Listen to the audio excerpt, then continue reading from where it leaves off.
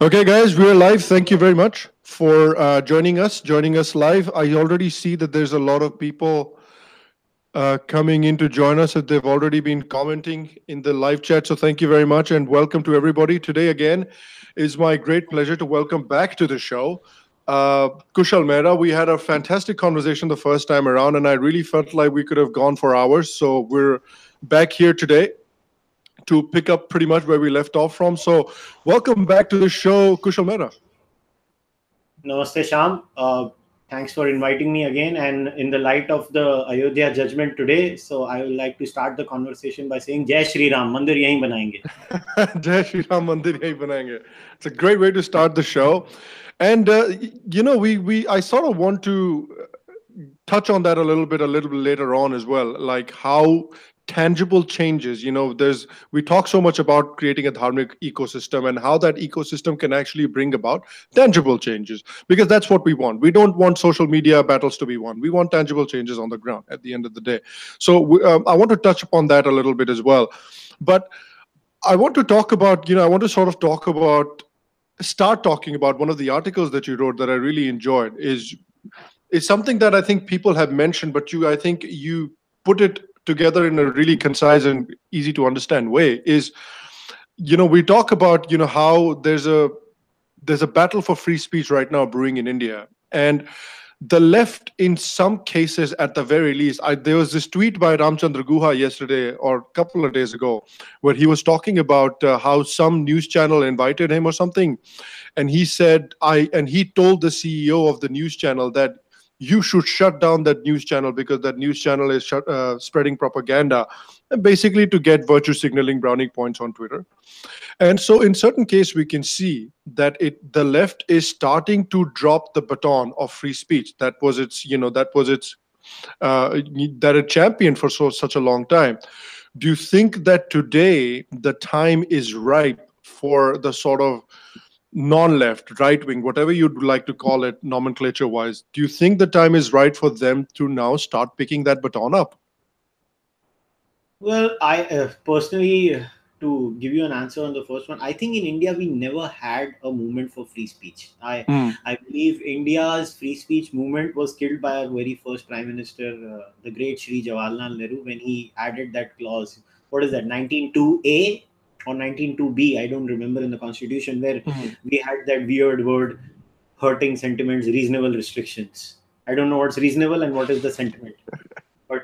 Anyways, so I never thought we had free speech as a subject in the society. What happens is, because the society is largely Hindu, so the society is largely very tolerant.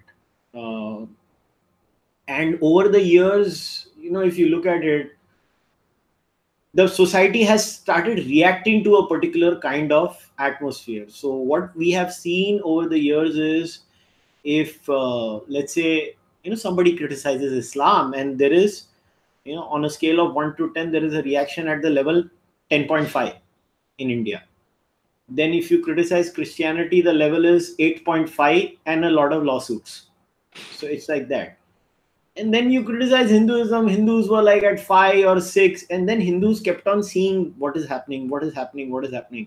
So instead of reacting and saying, hey, let us change the laws, the Hindu said, that's too much work. Let me start aping the Muslim and the Christian in their behavior, theologically and practically on the ground. So even I don't think so, anybody in India, I don't think so, neither the left is for free speech in India, nor is the non-left. See, I'll give you an example. I call myself someone in the non-left ecosystem of India.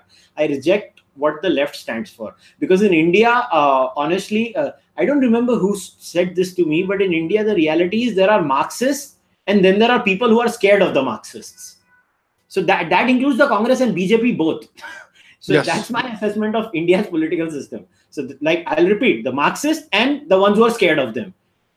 So now when we are in this system, we have to be very careful about who stands for free speech. There might be individuals across the spectrum in the Congress BJP ecosystem that stand for free speech. See, let us take the example of what happened to Abhijit Iyer recently. There are quite a few people or handles of who are sympathetic to the Congress ideology also that stood up for Abhijit, and which was surprising because Abhijit has been really going after them on Twitter. But it was refreshing to see. But yes, I would say there is more hypocrisy at their end than at our end. That I'm willing to concede.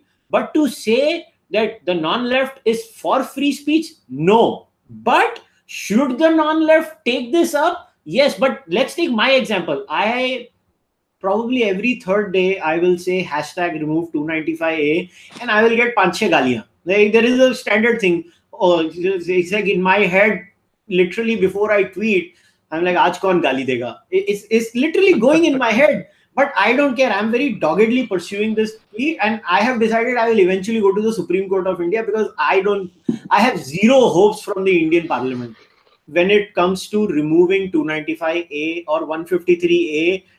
Let us not even go down to the dilution of 19.2, the First Amendment of the Indian Constitution. Let us not even go down there. But when it comes to 295A and 153A, I think we'll have to challenge them in the courts. I don't care if the non-left supports me. And we will discuss, what arguments that are given from the so-called BJP support group in support of 295A. I want to take those arguments head on. So I'll give you an example. So one argument that they give me is, this we have no law and order in India. What if the people react? I was like, if this is your argument, there is no law and order in India. What if the people get angry about triple talaq? We should not remove it. What if the people get angry about sati? Suddenly today, we should get it back too. What if the people get angry tomorrow about pakode? We should not allow people to eat pakode also. What kind of an argument is this? This is no argument. At least if you're giving a tangible argument, don't use the soft bigotry of low expectations. This is so condescending to say that I personally am a very peace-loving, law-abiding person. But these low lives in my country, they are such pathetic people. This is such a Tariq Ramadan argument. This argument reminds me of Tariq Ramadan. You remember who that guy is? Yeah, that guy who changes color with every country. This arguments remind me exactly of him. That Tariq Ramadan fellow. Yeah, but Twitter was completely surrounded by... See, I always get trolled on 295. Jaise aayega, my dearest friend Rahul Roshan will do some ungli online, and then I get abused, and then he'll tell me, Maja aaya. It's always there, but it's okay. We have our disagreement, but our disagreement is at a far different strategic level. On paper, even he agrees 295A should go, but he's like, not the good time. I say, I don't care what the time is. With these kinds of laws and with your fundamental rights, there's never a good time. There is no such thing as, is the society ready? Let me tell you, was the society ready when we got rid of sati legally? I mean, are we going to play that game? Do you think the Muslim society is ready if we do the polling to get rid of triple talaq? Are we going to go down that rabbit hole? These are wrong arguments. At least give me the right argument. Say no, my sentiment. I have far more respect for the Hindu who says, I am an Abrahamic Hindu. You cannot criticize my religion. Marunga tujhe. I actually have more respect for that person than this rubbish. That's true. That's a good point as well, because I really find that point interesting about, do we just sit around and wait for society to be ready? Because it's not going to get there. It's not going to get there. For a majority of things that we're trying to achieve, that we're trying to get done here, the society is not going to be ready. People have to, or the government, Supreme Court, however you want to approach it, they have to take that decision at the end of the day because it's the right thing to do. And so, do you think that what's the best way to go about it now, when in a case where you have a situation where society is not ready, where you're being, there's a significant chunk of opinion that is against this part of what we want to achieve? How do we actually go about achieving it? What is the best way to go about achieving it? Well, I think there is no other way. We have to challenge it in the courts, because the last five-bench judgment in India, I think it was that Ramji Lal judgment. I was reading it a few days ago because I'm doing my homework for the Supreme Court case.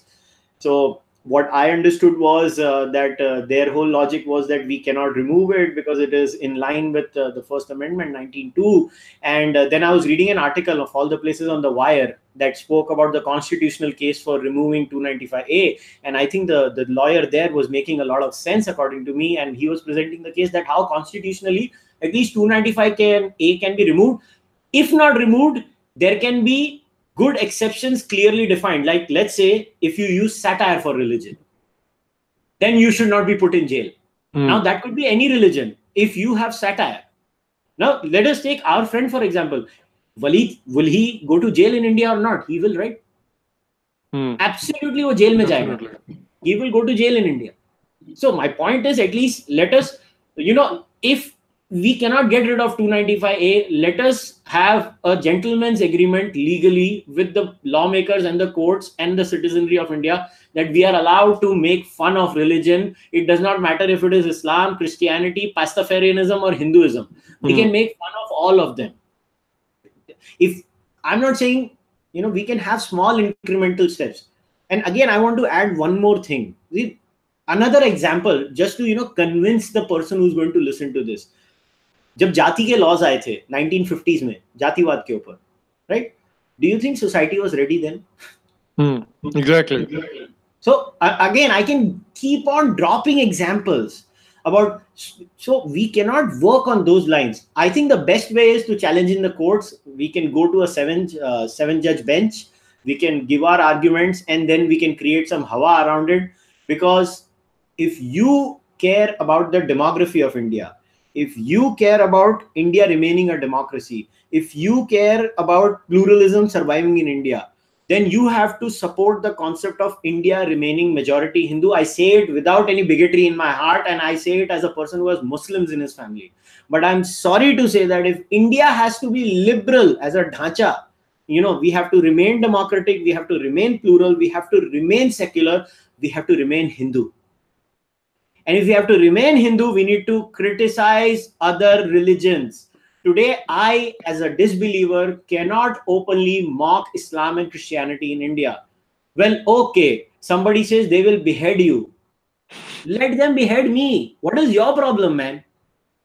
What is your problem? Let me criticize bad ideas. And unlike those garbage atheists who will piss on an idol or smash an idol or hump a Quran, I will not do any of those. I just want to ask questions. And my That's question to what that is as well. My question to that is as well. Do you really, truly, in your heart of hearts, believe that if you are pissing on an idol, if you're smashing an idol, if you're burning the Quran, do you honestly believe that people will overnight, subscribe to your ideology? They will say, "Oh no, that's right. All I needed to change my mind was somebody to piss on my idol. That's what I needed to really change my mind." imagine, I always say this, it's like, एक आदमी ने सुसु किया और सारी दुनिया जाके सुसु कर रही है, एक आदमी ने बाइबल को हम्प किया और सारे लोग फिर suddenly they are all humping the Bible, and we'll have 5,000 videos of Bible humping on YouTube. I mean, get me one case where Bible humping has gone viral. It does not. People get turned off. It is disgusting. And I mean, imagine. I'll tell you my story. So don't see divinity in anything, but even I'm a product of my culture. I remember distinctly in America. I'm sure you must have seen it in America. You go to libraries. If there is no those steppers to go to the top shelf, they use books. I used to find it so cringeworthy. Although I was an atheist, right? I still would find it cringeworthy. I would be like, why are you stepping on the book, man? It's knowledge. Don't disrespect knowledge. Now, the person on the other side would be like, wait, what? What did you just tell me? But what I'm trying to say is that my skepticism will only be a product of my culture. So I am not a product of a religion that was hostile. So why would I be hostile when I criticize my religion? That's how I've dealt with Islam. That's how I've dealt with Christianity too, which is actually a weird way because they are very hostile to me. But I'm not very hostile to them. And it goes to the whole point of why I separate myself from the ex-Muslim and the neo-atheist movement too. Because I'm not like them. The default mode is not hostility to religion. But if you don't give people like me the freedom to talk and criticize religion, what's the point? You're not winning any battle. Let's criticize bad ideas. But no, somebody's sentiments are hurt, I guess. It's Abhi, this happened on Twitter again recently. I don't know if you saw it, but some lady from the Congress, I don't know, maybe she works for their social media team or something. I can't remember what her name was. Some lady, that's the one. That's the one. Some lady posted some picture of Narendra Modi, and it was something on his forehead. It said "chor" or something like that, and people.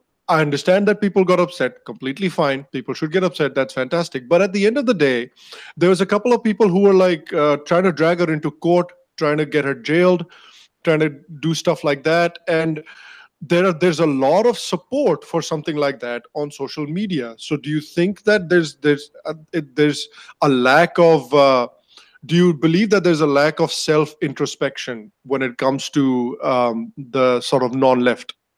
Do you know the guy who's actually gave her that warning on Twitter? I saw his tweet. Do you know what defamation suit he's going to file? 10,000 crores. What a man.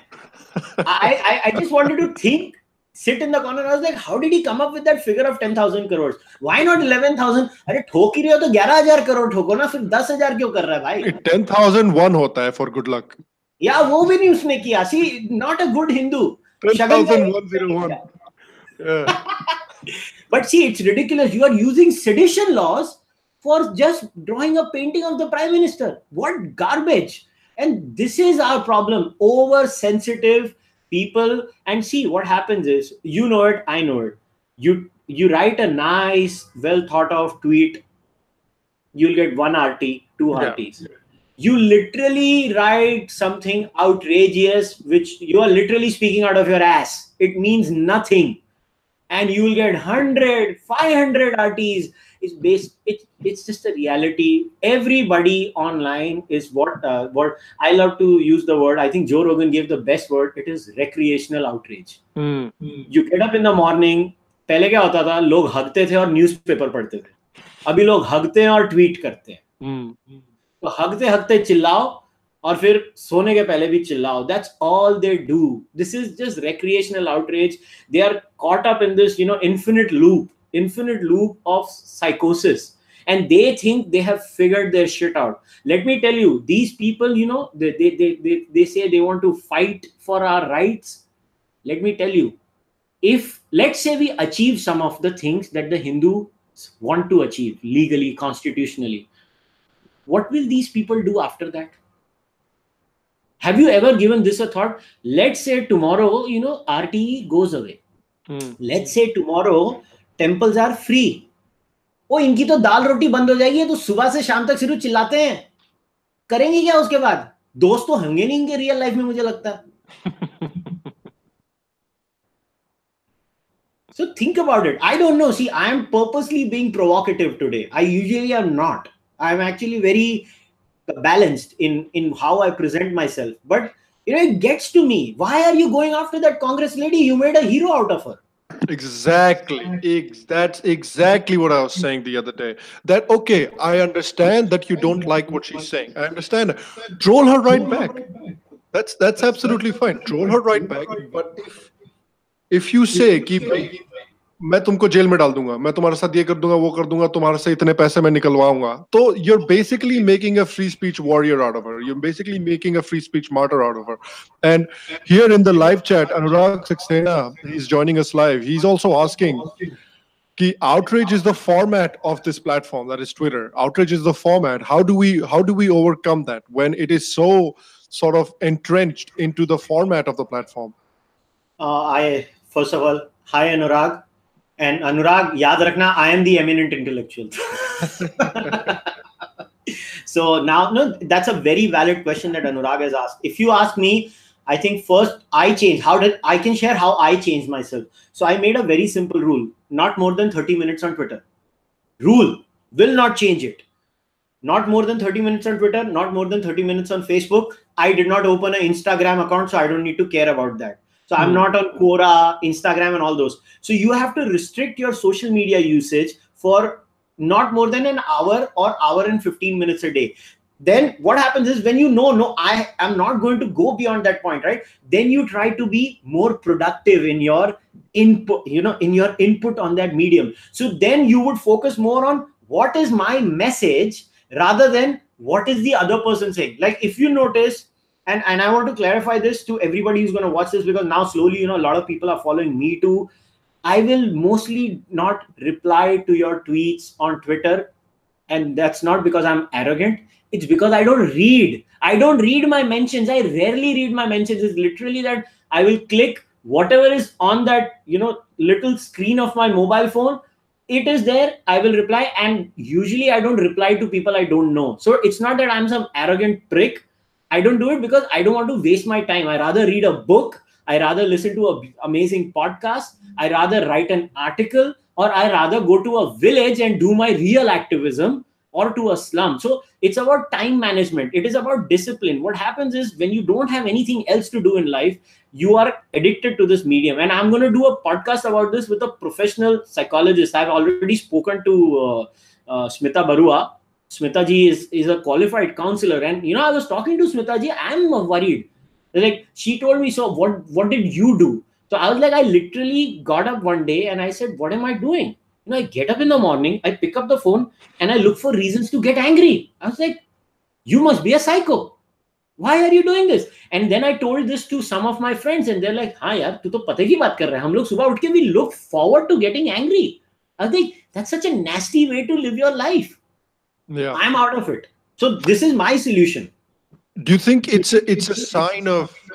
I think there might be some echo on your end. Do you think my voice might be echoing? No, I'm fine actually. Oh, okay. Because I can hear my voice echoing. Oh, now I can't. Never mind. So I was going to say that, do you think it's a sign of like a sort of not impotence is in the sexual sense, but impotence in the sense that they're not able to make, or they're not going to try and make any tangible changes on the ground, and because they're not either able to do that, or they can't be bothered enough to go and make these changes. Do you think it's because of that they're just taking out that frustration that nothing is changing? They're screaming and they're shouting, nothing is changing. So that's increasing the intensity of the screaming and shouting. I think, first of all, we need to demystify this thing that nothing is changing in India. I mean, we are all, look, I was born in January 1981. The India I was born in then and the India I live in today is so different. India is such an amazing place from what I was born in. It is amazing. So first, let us, bust this myth that India is not improving. India is improving in spite of its politicians, not because of its politicians. Indians are really jugadu people. They find their way out. Yes, there are problems. But if you ask me, we are becoming better day by day. We have some legislative problems. These are colonial hangovers. I think we got rid of another colonial hangover today. It's a day to celebrate. We got rid of that stupid 497 tha na wo, adultery ka rule. So we are slowly maturing as a society. But I think we should not judge people by a sore criteria ki what is your output on the ground. Maybe, look, some people cannot work on the ground for multiple reasons. Family reason hota hai. They are very poor. But let's say, even if you're not on the ground, what are you doing to support people who are working on the ground? And I support not in just sharing their articles on Twitter, Facebook. I think support for work could be in the form of, we are at the dining table. Sometimes we discuss Virat Kohli's century, but sometimes we can discuss, let's say, Anurag. Anurag is a beautiful example of this. So why can't we have a dining table talk? And I am with 20 of my friends in a cocktail party or a Diwali puja, and I tell them, best place Diwali puja है, family में 50 लोग साथ में हैं, and आप बोलो, आपको पता है एक आदमी है जो मूर्तियां लाने के लिए स्ट्रगल कर रहा है, और हमारी ही मूर्तियां हैं 200 साइन की हुई हैं, मगर उसमें से 37 या 40 आई हैं. See, but we don't talk about that because we, for some odd reason, have this allergy to that. See, when we start celebrating these people, that creates a change. See, समाज में कभी भी there won't be a certain percentage के ऊपर who will actually work on the ground. It's just not humanly possible. But what we need to do is, I think at times I feel we are worshipping the false gods. We are worshipping false gods. We need to worship the right gods. And in that, I don't mean to put one down and put the other up. But I think there is an asymmetry. What happens is, we don't worship the right intellectuals also in our side, in terms of really amazing books or really amazing articles, nor are we celebrating the real doers on our ground. Like, okay, I don't know how many must have met people in the RSS who do real work, like going in the ground, going in remote areas and working. Where are the series or documentaries of Hindu heroes working on the ground? Where are those documentaries? There is none. And I always ask myself this question: कि हम कुछ करते क्यों नहीं है? We should start. Obviously, you and I, people like you and I are now going to do all these things. That's a separate issue. Let's put that aside. But like, why did I start podcasting? There were some real heroes. Like, let's take Anjali for an example, right? Indic Collective mein Anjali took up this Sabrimala thing along with obviously Sai is doing the real legal work. But look, Anjali created a beautiful campaign, Ready to Wait. None of our own people wanted to talk to Anjali. It took me who thought, you know what, I should start talking to these people and let them express themselves. Now, even if 1,000 people, 1,500 people watch it, at least we have made a start. We are creating a culture. The point is, to do something needs discipline. Whether it's, like I lost weight in the last 2 years. I mean, I was a fat tub of lard before that. But it took me discipline. See, any achievement in life, it's about discipline, hard work, and a lot of luck. See, if you put this and the combination is there, you can succeed. Outraging beyond a certain point will not give results. We need outrage also. Please don't get me wrong. I'm not discounting outraging. I am not being condescending towards them. But what I'm saying is, if we want this movement to succeed, if we want India to be a nice place for all of us to live, we need to start helping each other. That's my request to everyone. That's true. And we have a question on here on Super Chat from Nimish. Nimish, thank you very much for contributing on Super Chat, mate. So he's asking that I'm playing the devil's advocate. After scrapping 295A, how do we protect Dharma and our culture when we don't have any sort of a narrative in place? In such situation, what Rahul Roshan is saying seems more sensible. What do you think about that? Okay, Nimish. I actually know Nimish, so I'll give him an answer. I was expecting him to ask that question. Yeah. Nimish is playing Rahul Roshan's role online right now. So, first of all, there is a narrative in place. 295A goes, you don't need to spread an ideology. You don't need to let go of 295A to set a narrative. Criticism is not the narrative. Narrative is a set of ideas that you present, and this is my ideological belief. 295A needs to go for me to criticize Islam. Islam is a set of ideas already available that I just need to pick up and read the Quran and say, भाई, मेरे को मार डालना चाहिए, क्योंकि मैं believe नहीं करता तेरे में. I should be allowed to question them. So the premise itself is bogus. Yeah. What is stopping anyone today from setting the narrative? 295A is on right now, right? You can't talk about Hindu civilization as per 295A. No, it's a bogus argument. 295A says you can't criticize religion. So what has the narrative got to do with criticizing religion? It is completely disconnected. This is just raita phailana online. That's all it is. Yeah.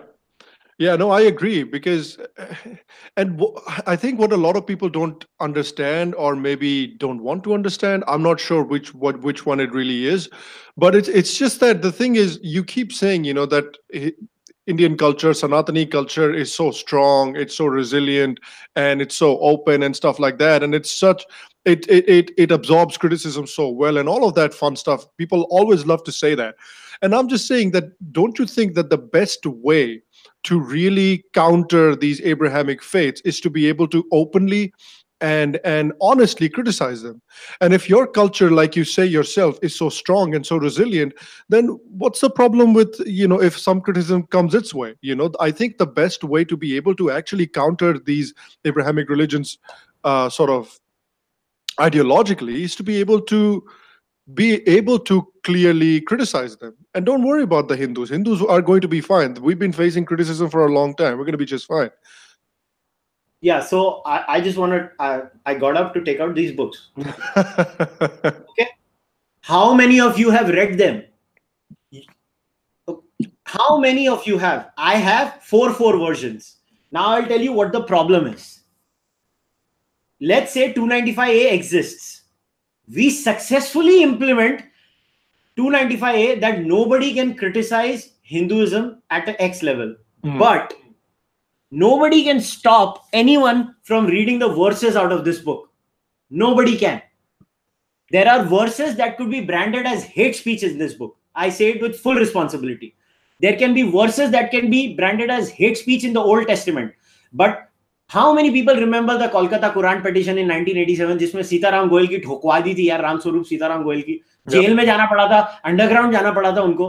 boss, क्या बात कर रहे हो आप लोग? They just have to read their religious book and that's it. What will you do? You will read your Bhagavad Gita, कर्मण्ये वाधिकारस्ते मा फलेषु कदाचन. क्या कर लोगे? क्या उखाड़ लोगे वो करके?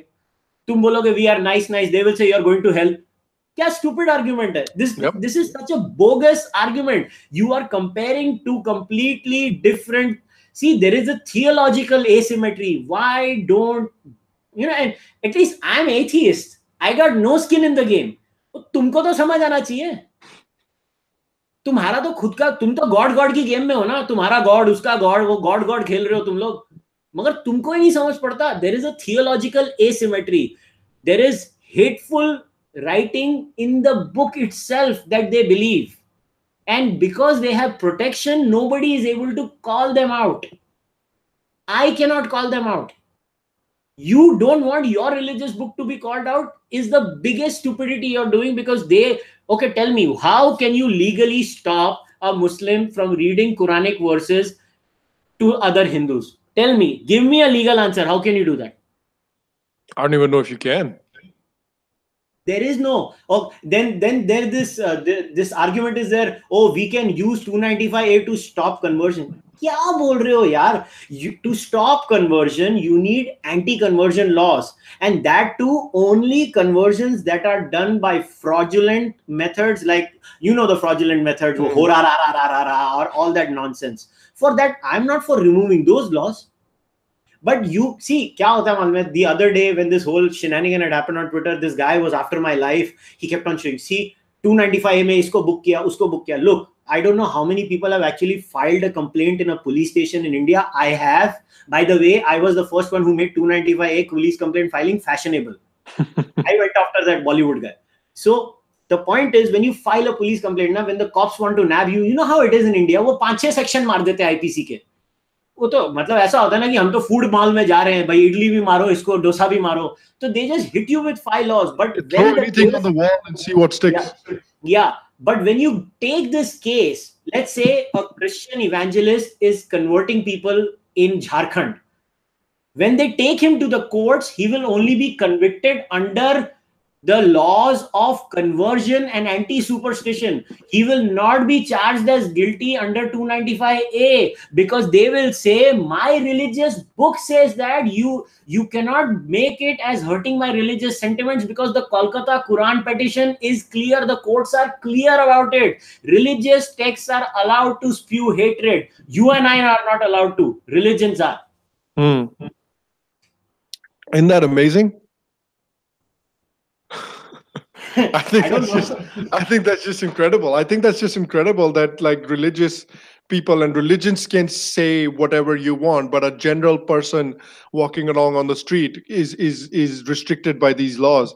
I think that's an amazing thing. And I also think, like, when it comes to do you also think that there is a lack of today, do you think that there is a lack of introspection among the non-left, or do you think that changes are happening at the pace that you kind of sort of foresee? I think non-left people have the capacity to introspect. They need the leadership to make them introspect. I will not agree. I think even Muslims, even Christians, even Hindus, we are all, at the end of the day, we are human beings. We have the capacity to introspect.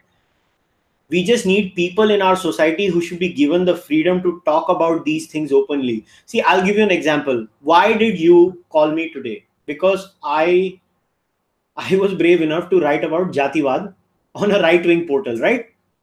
And full credit to Rahul Roshan. Believe me, he encouraged me. He's like, nahi, tu likh, kuch nahi hota. The story is, I was thinking of writing a private email to some senior people. So how did I go about writing this article? So I was looking at the Pondi Lit Fest. I was looking at the panel discussions on the India Ideas Conclave and various other हमारे जो conclave होते हैं, the non-left conclaves of India. I literally went through all of them. I was like, not one panel has discussed the evil of Jativad. As if we are all nice people, there is nothing happening. कुछ नहीं हो रहा India में, everything is fine. जो सागरिका घोष का tweet था after Kejriwal won, what a beautiful morning, everyone is holding their hands. I mean, we are on Sagarika Kejriwal mode when it comes to discussions. Again, I want to clarify, RSS acknowledges it, works about it, and does something about it on the ground. I'm purely talking at this level, the intelligentsia level, or on the social media discussion level, as if some Monrath mein hai, Manmohan mode. We are on Manmohan mode when it comes to Jatiwad in this side. Then I asked Rahul, I was like, Rahul, I'm writing an email. Do you think it could be an article? मतलब मेरे को कितने जूते पड़ेंगे? He was like, जूते पड़े भी तो क्या हो गया? तू सच ही बोल रहा है ना? And that's when I was like, okay, I'll write this article. And luckily, the response was not that angry. I mean, obviously, there were people, typical chauvinistic answers that, all the same. Bhagavad Gita, chapter number 4, verse number 13 says that. Purusha Sukta says that. I was like, bhai. कहने से क्या होता है? I just don't know. I mean, yeah, Sham, you must have seen this in your personal life. And everybody watching this, let's see. Comment में मेरे question का reply देना. How many of you have experienced this in your life? आपके घर में servant होगा, उसके बर्तन अलग होते हैं. आपके घर में अगर कभी servant रात को सोएगा, वो आपके बेड पे नहीं सोएगा. सोने अलाउ नहीं किया जाएगा. आप अगर बैठे होगे, वो आपके बाजू में नहीं बैठेगा. अपने दिल पे हाथ रखो, बोलो अपने अपने परिवारों में ये देखा है कि नहीं. Have you not seen discrimination in your own immediate? I'm not saying it's in my house or in your house per se, Sham. I'm saying in the extended families that we have or our friend circles. Don't we do that? The utensils are separate. The person is sleeping on the floor, will not sleep on the same bed. Are we saying we don't see this in our own houses? I mean, seriously? It's a good question, and I think it definitely does happen. Another thing that happens, which I find immensely hilarious almost at times, is I see sometimes, and this I know from my friend circle and from my family as well. So I know people that are born, that the only achievement that they have is being born into a Brahmin family. This is the only achievement that they have received. And being born into a Brahmin family, they walk around telling everybody, I'm a Brahmin. I'm a Brahmin, feeling feeling an immense sense of pride in achieving absolutely nothing at all. I mean, you have to be some next level of talented to feel an immense sense of accomplishment, having accomplished nothing. So there are people like that. There are people like that. They say कि भाई तुम जानते नहीं हो हम ब्राह्मण हैं. क्या किया तुमने? Do you even have a college degree? Are you the most well-read person in any room that you walk into? That's what a Brahmin is supposed to be. If you are the most well-read person, or if you are the most intelligent person in any room you walk into, and if people are coming to you for counsel, intellectual research and stuff like that, that's what makes you a Brahmin. Sitting around in your own filth, just having been born in a Brahmin family, doesn't make you a Brahmin. But that's the kind of nonsense that really upsets me. And then on that nonsense, they will say, अरे ये साला शुद्र, इसने क्या किया है? अबे तुमने क्या किया है बे? तुम खाली बैठे रहते हो, अपने बाप का खा रहे हो. क्या किया तुमने जो ब्राह्मण पे उछाल रहे हो? It's so frustrating, man. I work in 2 villages that are almost 90% scheduled tribes. I want these privileged, I don't want to swear, some of these privileged people to go to these villages and see the reality. Is it like it was in 1947? No. It is 100 times better than that. I will concede that. But boss, जाके देखो अभी भी क्या हाल है. क्या मतलब why? And my biggest thing is it is such a strategic blunder. Boss, if you're not going to talk about problems in your society at an intellectual level, then don't cry when the left wing does. Because that's their whole dukaan. Their whole dukaan is what? Victimhood, oppression. Victimhood, oppression. Their whole shop is that. They have opened the Victimhood Oppression Olympic shop of the world. And then if you don't want to talk about your own problems and then somebody else does and then you criticize them, you are fascist. You don't see anything nice in India. Oh, bhai, they don't see anything nice in India. You don't see anything wrong bad in India. And this is really true. I mean, we were having a dinner, some of us friends, right? So we were just laughing about it. You go to a left-wing conclave, you will come out thinking India is Tatti. You come out of a right-wing conclave, you'll think India is Sona. I don't know what India is. That's true. Yeah, it's. I don't know. That's something where I feel like we need a little bit of introspection. That's something I feel like, the fact that in olden times, or at least back in the day, Brahmins had the sort of respect that they had is because they bloody earned it. A Kshatriya has the sort of respect that it has in society because he's actually out there risking his or her life, fighting in the battles. He's actually on the ground doing stuff. That is why the Kshatriya has the respect in society that it has. Now, today, you are born in a Kshatriya family, but you're going and studying English honors or some BA program in Delhi University, and you're saying, I'm a Kshatriya. मेरे से बकवास ना किया करो. अबे किया क्या है तुमने यार लाइफ में? बीए प्रोग्राम करने से क्षत्रिय थोड़ी होता है कोई. कुछ करने से होता है. जाके आर्मी में सर्व करो, उसके बाद आके क्षत्रिय का छाती पीटो. You know what I mean? Yeah, I totally agree with you. And what value does Jati Varna have in today's system? And I'm just waiting for the caste as a social capital ones to come and talk to me. Boss, are you trying to tell me the rest of the world does not have Jati Varna system like ours, right? I'm not saying they don't have discrimination, don't get me wrong, but they have a different problem. We have a different problem. But the point is, if they can get over it and find a new solution, what is stopping us from doing it? Why are we so attached to every bullshit idea from our past? Yeah. I mean, we are living in the 21st century. Let us take the yoga, let us take the sadhana, let us take anikantvad, let us take syadvad, let us take the Buddhist chatuskoti, let us take the pramana system, let us take the different darshanas and the dialectics and the epistemology. I am all for that. Why do we want to take jativad? Why can't we just say ad nauseum, I reject jativad? What do you I don't think care of what. what do you think of in like Muslim countries as well? You see all these. I have a very good friend who's from Jordan, and he's a Bedouin Arab, and he was telling me about how you have these different tribes, and even though people are Muslims, they identify very strongly with their tribes. And there's often a lot of competition between tribes, and there's often a lot of bad blood between tribes, and there's often a lot of discrimination between tribes.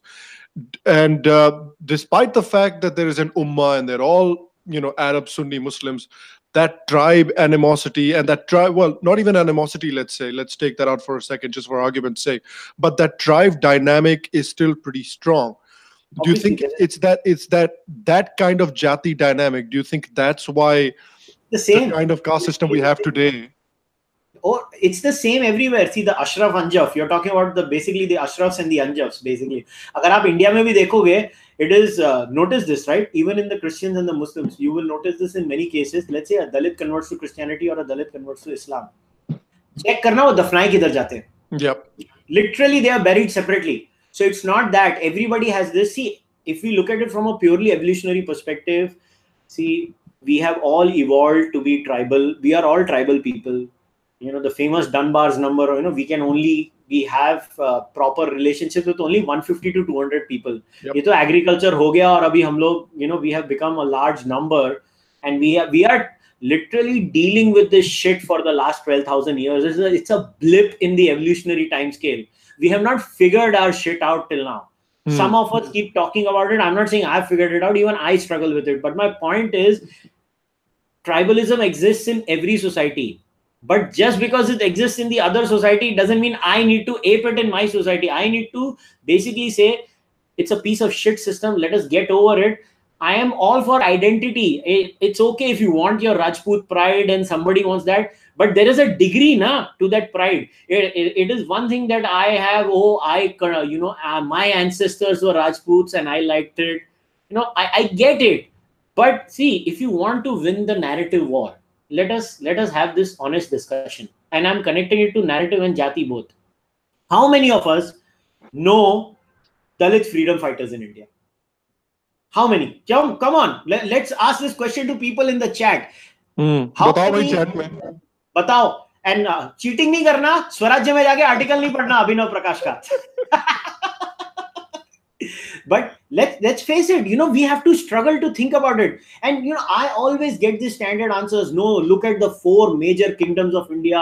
What was their jati? I am with you. But the point is, let us discuss our social reality. I see 377 का case हुआ, left ने fight किया, left जीता. Should अपने दिल पे हाथ रख के बोलो, shouldn't it have been our issue? मतलब bloody Hinduism has no problem with homosexuality. उठा के लेफ्ट विंगर्स ने जीता केस. अभी 100%. same cheese we are doing with 295A. I am guaranteeing you, if I don't go to the court, some left winger will, and again they will take the case. Hoga kya? 84% of India, which is Jain, Buddhist, Sikh, Hindu, does not have the concept of blasphemy. 16% of India believes in blasphemy theologically. And the bloody left wing will go and fight the case and be like, dekho, humne jeeta. Again, the left will beat us. Boss, every single legislative change in India happens mostly because left wingers have dogged pursuits in the courts of law. Apne log, I am sorry to say, we have not understood. And salute to Jai Sai Deepak and the Indic Collective and the people for Dharma who have finally figured that, what, the battles are won in the court of law in a democracy. So I salute them. No, seriously. तो अब उस पे आता है, उस पे actually बात करते हैं कि tangible change कैसे लाया जाए, how to actually go around bringing about tangible change, because at the end of the day that's what we need. So what is a good way? Because recently, we don't need to discuss it too much, but recently there was that whole charter business where people went and they had the charter. And do you think going that way is a good way to do about it? Is there another way of going to do about it? I'll give my opinion on it myself, but I want to sort of get your opinion on it, of course, first. Like, what is a good way to actually, for the non-left, to start creating tangible change? So I'm going to answer this. This has different strategies. See, to create a narrative has different levels. If you remember my article, so I had given, there are 2 layers to this. So there is a meta narrative. When I say you can use Rajiv Malhotra's word, the grand narrative, but I think the grand narrative is not very clear. So I use the word meta narrative, as in meta narrative is the template in your brain, which basically helps you to figure shit out. That this template in your brain is what terminologies that you use, what language do you use, the lens you use to look at the world. As in, when I look at an object, right? The classic case of the elephant, when if you tie a rope or a putty on your eyes and you touch the elephant, and 5 people will look at it differently. But at the end of the day, how they look at it also is based on a set of experiences that they already had in their brain. It's not like it's a blank slate and I touch it. I mean, if I am a blank slate and I touch it, I'll be like, it's a blob. That's all it is. But it's not that, right? So there are different layers to it. So we need to pick the right heroes who are doing the good work. So let's say, like, I recently donated to the Indic Collective. I'm not going to disclose the amount, and I don't want anybody else to disclose the amount. So we can start by funding people. So I would like to take this opportunity by telling all of you, Besharmo, fund Sham too. So, we could fund people like you, people like Indic Collective. We could start talking about what Anurag is doing and various other initiatives. There are people, Anurag told me about this beautiful story of people who go and just clean temples. Wow. Fuck, I did not know about them. I was like, wow, what a story. We should talk about. See, we get inspired. See, how do you lose weight? If we are all networking creatures. So we get inspired by each other. So if we start talking about these real life examples, see, if I say, na, hame ye karna chahiye. If I don't define it, na, I cannot encourage and attract people to go and do something about it. But if I say, look, these are 200 murtis. There is a gentleman called Anurag Saxena. There is a court of law. There is a gentleman called Jai Sai Deepak, or there is a gentleman called Kushal Mehra who goes to this village or this slum or does this. There is a kind of crowd that will be attracted to us. But I don't deny the need for a Hindu charter demand. I would have done it slightly differently, but that's a issue that does not need to be debated on an open platform. But I definitely believe, in fact, I had told this to Harikiran Vadlavani in the last Ideas Conclave in Goa. I had told him what I called it the common minimum program. I have been crying about a common minimum program for the last few years. In fact, if you remember offline, मैंने तुम्हें भी बोला था ये कि we should write a common minimum program. But what is that common minimum program? Most of the battles in that common minimum program have to be defined legally. We have to win legal battles. And at the end of the day, again, to win those legal battles in the common minimum program or the Hindu charter, where do we have to go? We have to go to people like Jesai Deepak. We have to go to the parliamentarians. We have to see. Merely going and telling the Prime Minister, these are our demands, will not do anything. We have 542 parliamentarians, and then we have, Lok Sabha, Rajya Sabha, sab mila lo, 700 ke upar hai. We have to go, all of us as individuals, with a document and go to our parliamentarian and say, this is your constituency. I have signatures of 5 lakh people from your constituency. Now tell me, what are you going to do about it? Then you get shit done. ये सिर्फ लिख देना और prime minister को जाके बोल देना, I am sorry, I don't want to demean anybody's effort. I support their effort. But what I'm saying is, strategically, politicians only listen to you when they feel, hi, मेरा vote जाने वाला है. Yep. Imagine 17 lakh voter होते हैं एक urban constituency में, मुंबई में. अगर 17 में से अगर 3 लाख लोगों ने भी, if 3 lakhs out of 17 lakhs go and tell that constituency's member of parliament that, boss, if you don't work on this, at least ask questions in the parliament next time you go as a parliamentarian, we will not vote for you. Do you understand how scared that person will be, boss? 100%. 100%. This is something I've been talking about for the past few months on my videos as well, and even in the Facebook group that I've created. I talk to people about this often, that petitions are good, petitions are important, petitions bring light to important issues, and they're great. Yes, they are. But at the end of the day, we need, like I said, we need to create these tangible changes, and these tangible changes need to come from the ground. They will not going to come straight from the top. It's not going to come straight from the top. It's going to have to go down up in a lot of cases.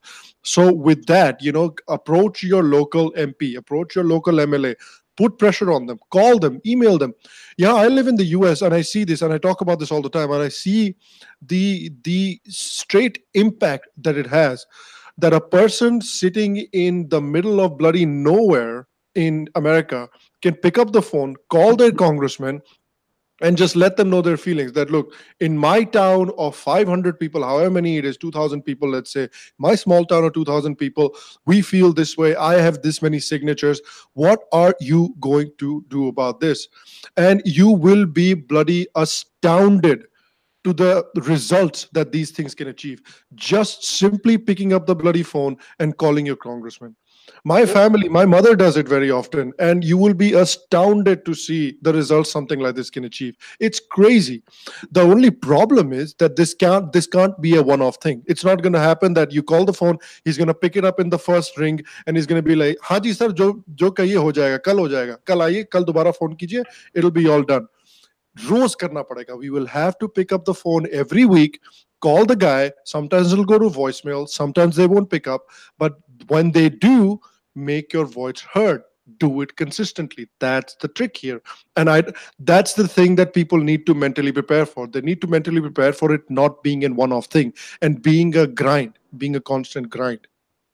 See, it's all about perseverance in life. You don't get anything. If we want good grades, we have to study. So if we want political and constitutional changes in our society, we have to work our ass off. And believe me, politician will take you seriously as a group when the politician says, "Aa gaya pakane." Literally, if you get these words out of a politician, that before they do an act, they should, in their brain, it should be like, if I do X, ABC's group and his gang of, annoying, irritating people will email, call me, and come to my office every time. Boss, I'm not going to do it. Yep. If the politician starts thinking like that, boss, that's when you have achieved a change. And give credit to the left wing of India. They do that. They do it. They goddamn, look, boss, I work with a member of parliament. I have seen how many lefties come to that office to talk about legislative issues, to talk about municipal issues, and I see it with my own eyes. That's why they get shit done, and that's why we only outrage.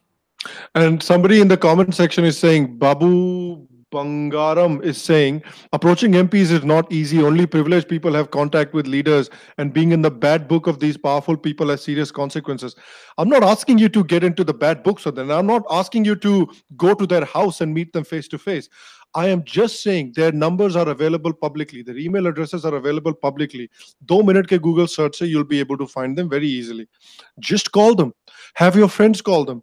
Make a group of people that you're going to be like, okay, these 10 people are going to take turns to bloody call this MP, and we're going to also work as 10 people to get the signatures of 30 people around us. So then 10 times 30, it just keeps growing from there. Get these signatures and find these 10 people that can contact the MP every week. He won't pick up, he won't pick up. But after the 4th week, 5th week, 6th week, who knows, he might. Then let your voice be heard. Boss, I want to bust this mythology about politicians. If you go alone, then the politician can bully you. You go in a group, then you bully the politician. Yep. Who's telling you to go alone? I am saying join these activism groups. The problem is, okay, let us do this experiment, right?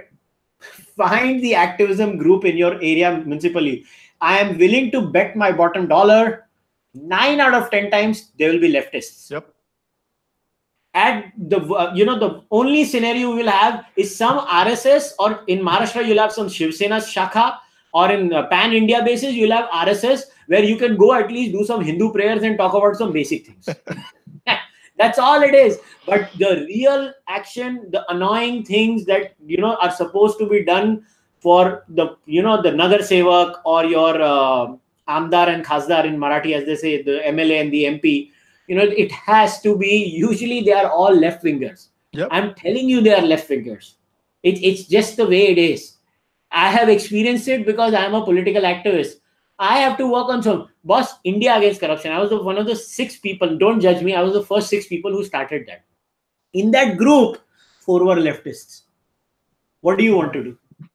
It's just a reality. Then when the movement grew, the followers were BJP supporters.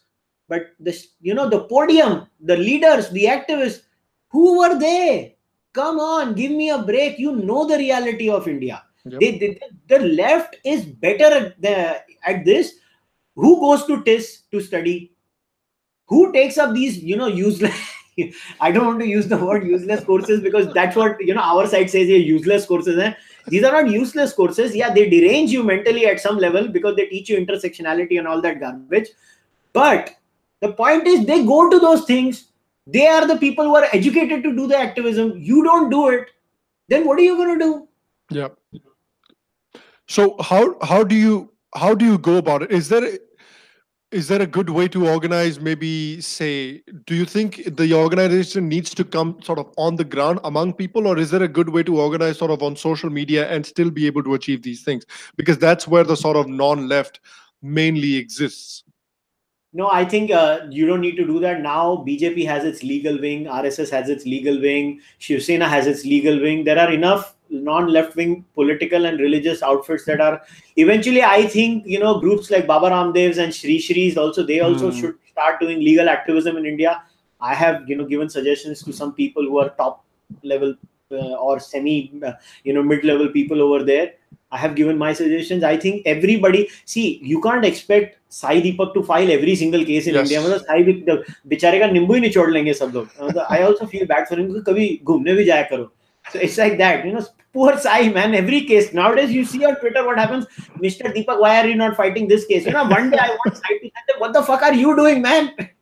Dude, I know so in my generation, okay, everybody except for me, I think, everybody that I knew that are like the kids of like my dad's family friends, literally bloody everybody went and studied law. There is a glut of lawyers in my generation right now. Go bloody ask about those people, or those people should take up some of those causes. It's the thing. See, we have now some good lawyers in our country. Like, I'll give you nice names. Like Raghav Avasthi is amazing. You guys know Raghav is a RSS guy. Then we have somebody on Twitter called Kushal Mehra. It's a very nice Twitter handle. Very smart guy. There are lawyers like Sai is there. There are multiple people who can take this up.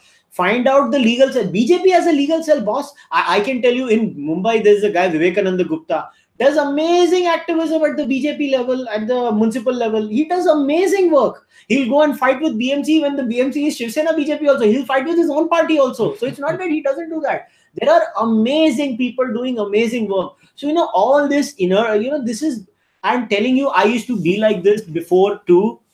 But then when I started doing it, I was like, all it is the result is very slow and you can get disheartened very fast. But if you leave, if you are a true Hindu, then you should be like, karm kar, phal pe tera adhikar nahi hai. Either you're not a true Hindu. You just use the You no true Scotsman thing. I am the Nirishwarwadi, but I took Krishna's teaching seriously. I thought, यार भले भगवान नहीं होगा, पता नहीं, मालूम नहीं भगवान है कि नहीं है, मगर बात पता है की कर रहा है कि कर्म कर, फल पे तेरा अधिकार नहीं है. मैं कर्म कर रहा हूं मेरे, अरे रिजल्ट आया नहीं, मेरे मरने पे नहीं आया, एटलीस्ट मेरे मरने के बाद तो होगा. What the hell is this excuse that the I don't see the results in my lifetime? You are not important. Your country is far more important than you, man. Why are you so selfish? हम लोग सब लोग, हमारी problem सबसे बड़ी ये है कि लेफ्ट की भी प्रॉब्लम है, राइट की भी प्रॉब्लम है, सबकी बड़ी प्रॉब्लम ये है कि हम लोग सब लोग, most of us, I shouldn't say most of us, but a lot of us think short term. A lot of us think अगले 5 साल में क्या होगा. A lot of us think अगले 10 साल में क्या होगा. I see the left using this format all the bloody time, and I see a lot of people on the right as well. कि अरे, if there's no change in the next 5 years, then what's the point? But we have to think about things from a long-term perspective, like population, conversion, all of these things start to matter in the long-term perspective. And again, these changes that are happening now for the sort of non-left, these changes have to be viewed from a long-term lens and the benefit that they're going to have from a long-term lens. So yeah, maybe it won't happen in the next 2 years, 3 years, 4 years, 5 years, who knows? But it doesn't mean that we stop trying. Absolutely. Sham, let us now take another aspect in the article, which is related to the narrative. In the last second last or the third last paragraph, I had mentioned we need to create a list of activists, as in legal activists or on-ground activists. We need to create a list of our lawyers. We need to create a list of our philosophers. We need to create a list of the scientists who are, sympathetic to us. We need to create a list of judges, obviously not on the record, off the record, behind the scenes kind of a thing. We need to have this list, right? How do you win a narrative battle? Where, let's say I am a guy in Delhi. I get into some kind of a legal soup because of some Congressy or some Aam Aadmi Party guy filing phony cases against me, right? I should have a directory where I go online, click the button, that person will come and save me. That's when narrative wars are won, boss. What happens is we don't try to do that. I'm not saying everybody on one banner. I'm saying a collected database. Everybody is doing their own thing, but we can help each other out. Yeah, that's what happens. If we don't work like that, we will always be what I call rundirona.com. So we can go on crying, but it doesn't change. Okay, let us take, I believe intellectuals are needed to make a narrative. Narratives are not made without intellectuals. How many intellectuals can you really count on your side? I think you can count it on your fingertips. Sitaram Goyal, Ram Swarup, yes, Arun Shourie. I know people will hate it, but yes, Arun Shourie. You have Mr. Malhotra is there. Then you have Makarand Paranjpe. You have literally got few people on your fingertips that, will get a seat at the table in the intellectual discussion. Literally, I'm being blatantly honest with you. You need to develop more writers. We don't have, chalo, हम दोनों के ही जात में देख लो, podcaster. ठीक है? How many podcasts are there in our side? There is yours. I'm the oldest guy doing it for 2 years. Then there is Mind Makers who are doing a political podcast, right? And I think there is one more. Bhushan does it with one guy in Dubai. I forgot their name, so I'm really sorry. But I can only recall 4. You know what? There should be at least 50 podcasts. At least, yeah. At least 50 podcasts where somebody is only talking about Advaita, somebody is only talking about Sankhya. And it will be like somebody comes to me and says, hey, Kushal, where can we learn Advaita? I don't want to read. I'll be like, go to this podcast, listen to it. You know it. You can do it in the left wing today in America, and even in India, there are far more left-wing podcasts than right-wing podcasts. So in everything we lack, but only place we beat the left is on Twitter outrage. I saw this. I don't know if you saw this, but there was some guy that published it was some sort of a map. It was some sort of a heat map or something. I don't know. But they published a heat map of like right wing podcasts on and YouTube channels on social media. And they say like they were like around 30, 40, 50 of them. And it showed like how heavily they interact with each other, how heavily they borrow from each other, how heavily they promote each other. And when you look at that heat map, that heat graph, I don't know, I'll send it to you if I can find it. But if you see that heat graph, it actually looks like a bloody network. It Yeah. actually looks like a network, and that's what it looks like. And that's why the whatever you may like it, you may not like it, but whatever the right wing sort of ecosystem is there in the United States, it's getting stronger because it's actually a network. Yeah, it is a network. I'll give you a very good example. How do you increase the size of your YouTube subscriber network? These guys played a very smart game. If you look at the subscription numbers of Steven Crowder, Dave Rubin, Ben Shapiro, Sam Harris, and I'm just giving you names. Notice one thing. When they started going on each other's shows as guests regularly, they had an intermingling of their subscribers. And then, Jordan Peterson comes and Joe Rogan comes, and everybody obviously goes to Big Daddy Joe Rogan to get a big bump. But that's a separate issue. But all the others have literally supported each other. They had only one thing in common: abandonment by the left wing. Nothing else in common. They were only abandoned by the left, or they disliked the left. They were united by their non-leftiness. And they just kept on supporting each other, and their numbers increased. Who does that in our case? Only you and I.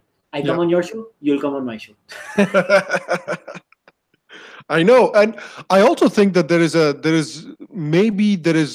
course, there's a lack of platform, and maybe, I don't know if that's the case really, but maybe there's a reticence on people to, I think, engage with sort of lesser known people just at the moment. Maybe that'll change, of course, in the future. But I think, as more and more platforms develop, which is the point that you were originally making, these things will start to change, but then people need to start taking those steps. I think it's not about lesser known people, man. It's people are lazy enough to even podcast. I know. Who's stopping? I mean, look at us right now. Look at us right now. Just sitting in I'm sitting in my living room, just chilling and chatting. That's not even hard to do. Yeah, and see, no, you at least, you are generating a lot of original content. I don't do that, but I will eventually do that. But my whole focus was I wanted to create a platform where there are some good people doing good work, or they make some sort of sense in some angle. I wanted them to come on a platform where they can express themselves. Now the coming month, boss, I'm going to release my podcast with Dr. Karanjani. Now, he is a true hero. He's a scientist. The guy has been rated in the Forbes list as the top 30 young thinkers in the world in his field. Boss उसके Twitter follower देखो, उसको follow करो ना तुम, वो सच्चा hero है, ऐसे हीरो बनाओ ना. He is a real hero of India. I don't care which side of the political social spectrum he's on. He's a bloody hero. These are the kinds of people we need to talk about. See, at least in my case, what happened was I chose a very niche market, which was long form, serious discussion. I get it. There is a very small market for it. I mean, tomorrow, if I start outraging and I abuse Dhruv Rathee, or I outrage, I know I'll get numbers, but that's okay. I'll tell you something though. One of the big reasons for why you think that the market is small right now is I genuinely believe that one of the big reasons is the reason that Google Play has not launched podcasts in India yet. And a vast majority of phones in India are Android. So आप धीरे धीरे देखो, this social media nonsense, it follows the same trajectory as America. Ab dekho how YouTube has blown up in America and then immediately afterwards blew up in India in a huge way. Same thing is going to happen with podcasts in like the next 5 or 6 years once Google Play launches podcasts. So you are in a very, very good area, in my opinion, whatever that counts for. I think you're in a very good niche. Well, I hope, see, for me, it's very important that we create platforms for heroes in our society. We have to talk about heroes in our society. That's when narrative battles are won. When people have specific idols to look up to. See, it is very hard to get attached to vague ideas. If that was the case, why do Muslims make such a big deal out of Prophet Muhammad? So, you just need Allah. Allah is there. You can just get attacked, attached to this via negativa format where, God is omnipotent, omni-benevolent, omni this, omni that. ठीक है ना, shapeless, formless, beyond your comprehension. Why is it not good enough to just be attached to that? Why is deism not very sellable as a concept? It is. See, have you ever seen deism selling at the masses level? No. Deistic behavior is so classist. It is. I always believe deism happens when you are an atheist, but you don't want to accept it. That's when you become a deist. You're like, yeah, there is something, and then you leave it to that. But if you want to attract to the masses, you need heroes, you need figures. So we need to start showing heroes in these micro narrative battles. I mentioned a few in my article. I'm not saying they're the only ones. There are thousands such heroes. But we need to get those heroes on social media, and the people with a large following on social media need to help these people out. Help them, talk about them, make them famous. Like, if I'll give you a very nice example. Once Sai Deepak had done a beautiful thread, I don't know, like 50, 60 tweets about people who are doing good work. This is the kind of thing we need to do. We need to start telling people about each other's work. And look, we are never going to agree on everything. In fact, I the best line Dr. Subramanian Swami told me once, I was having dinner with him. I will never forget that. Dr. Swami told me, young man, if two people agree on everything, one person is not thinking. Yep. And it stayed with me. I was like, what a nice lesson I got from Dr. Swami. And I genuinely believe that. So why do you want to homogenize the right wing? We are going to be like Hinduism, khichdi. We are a khichdi. We will always be a khichdi. But what we can realize is that what the left offers is not good. Yeah. That we all agree on. So let us make sure that we help each other out. Find common areas where we can work with. I'm not saying everybody will work with me on the free speech issue. I get it. But the ones who are, at least come on board with me. Let us try to fight the battle in the courts. And I'm not saying one case where we will have to go on fighting the battle. Maybe before I die, I will remove 295A. Maybe it will not be. But at least when I die, I will not die a dejected man that I did not try. I did something about it. That's all I'm trying to say. Yeah. No, I think that's a good one. And when you're talking about making a list, do you think, like the charter right now that came out, do you think that as sort of an ecosystem, we need to have a list of non-negotiables, on the sort of right wing, non-left, whatever you want to call it?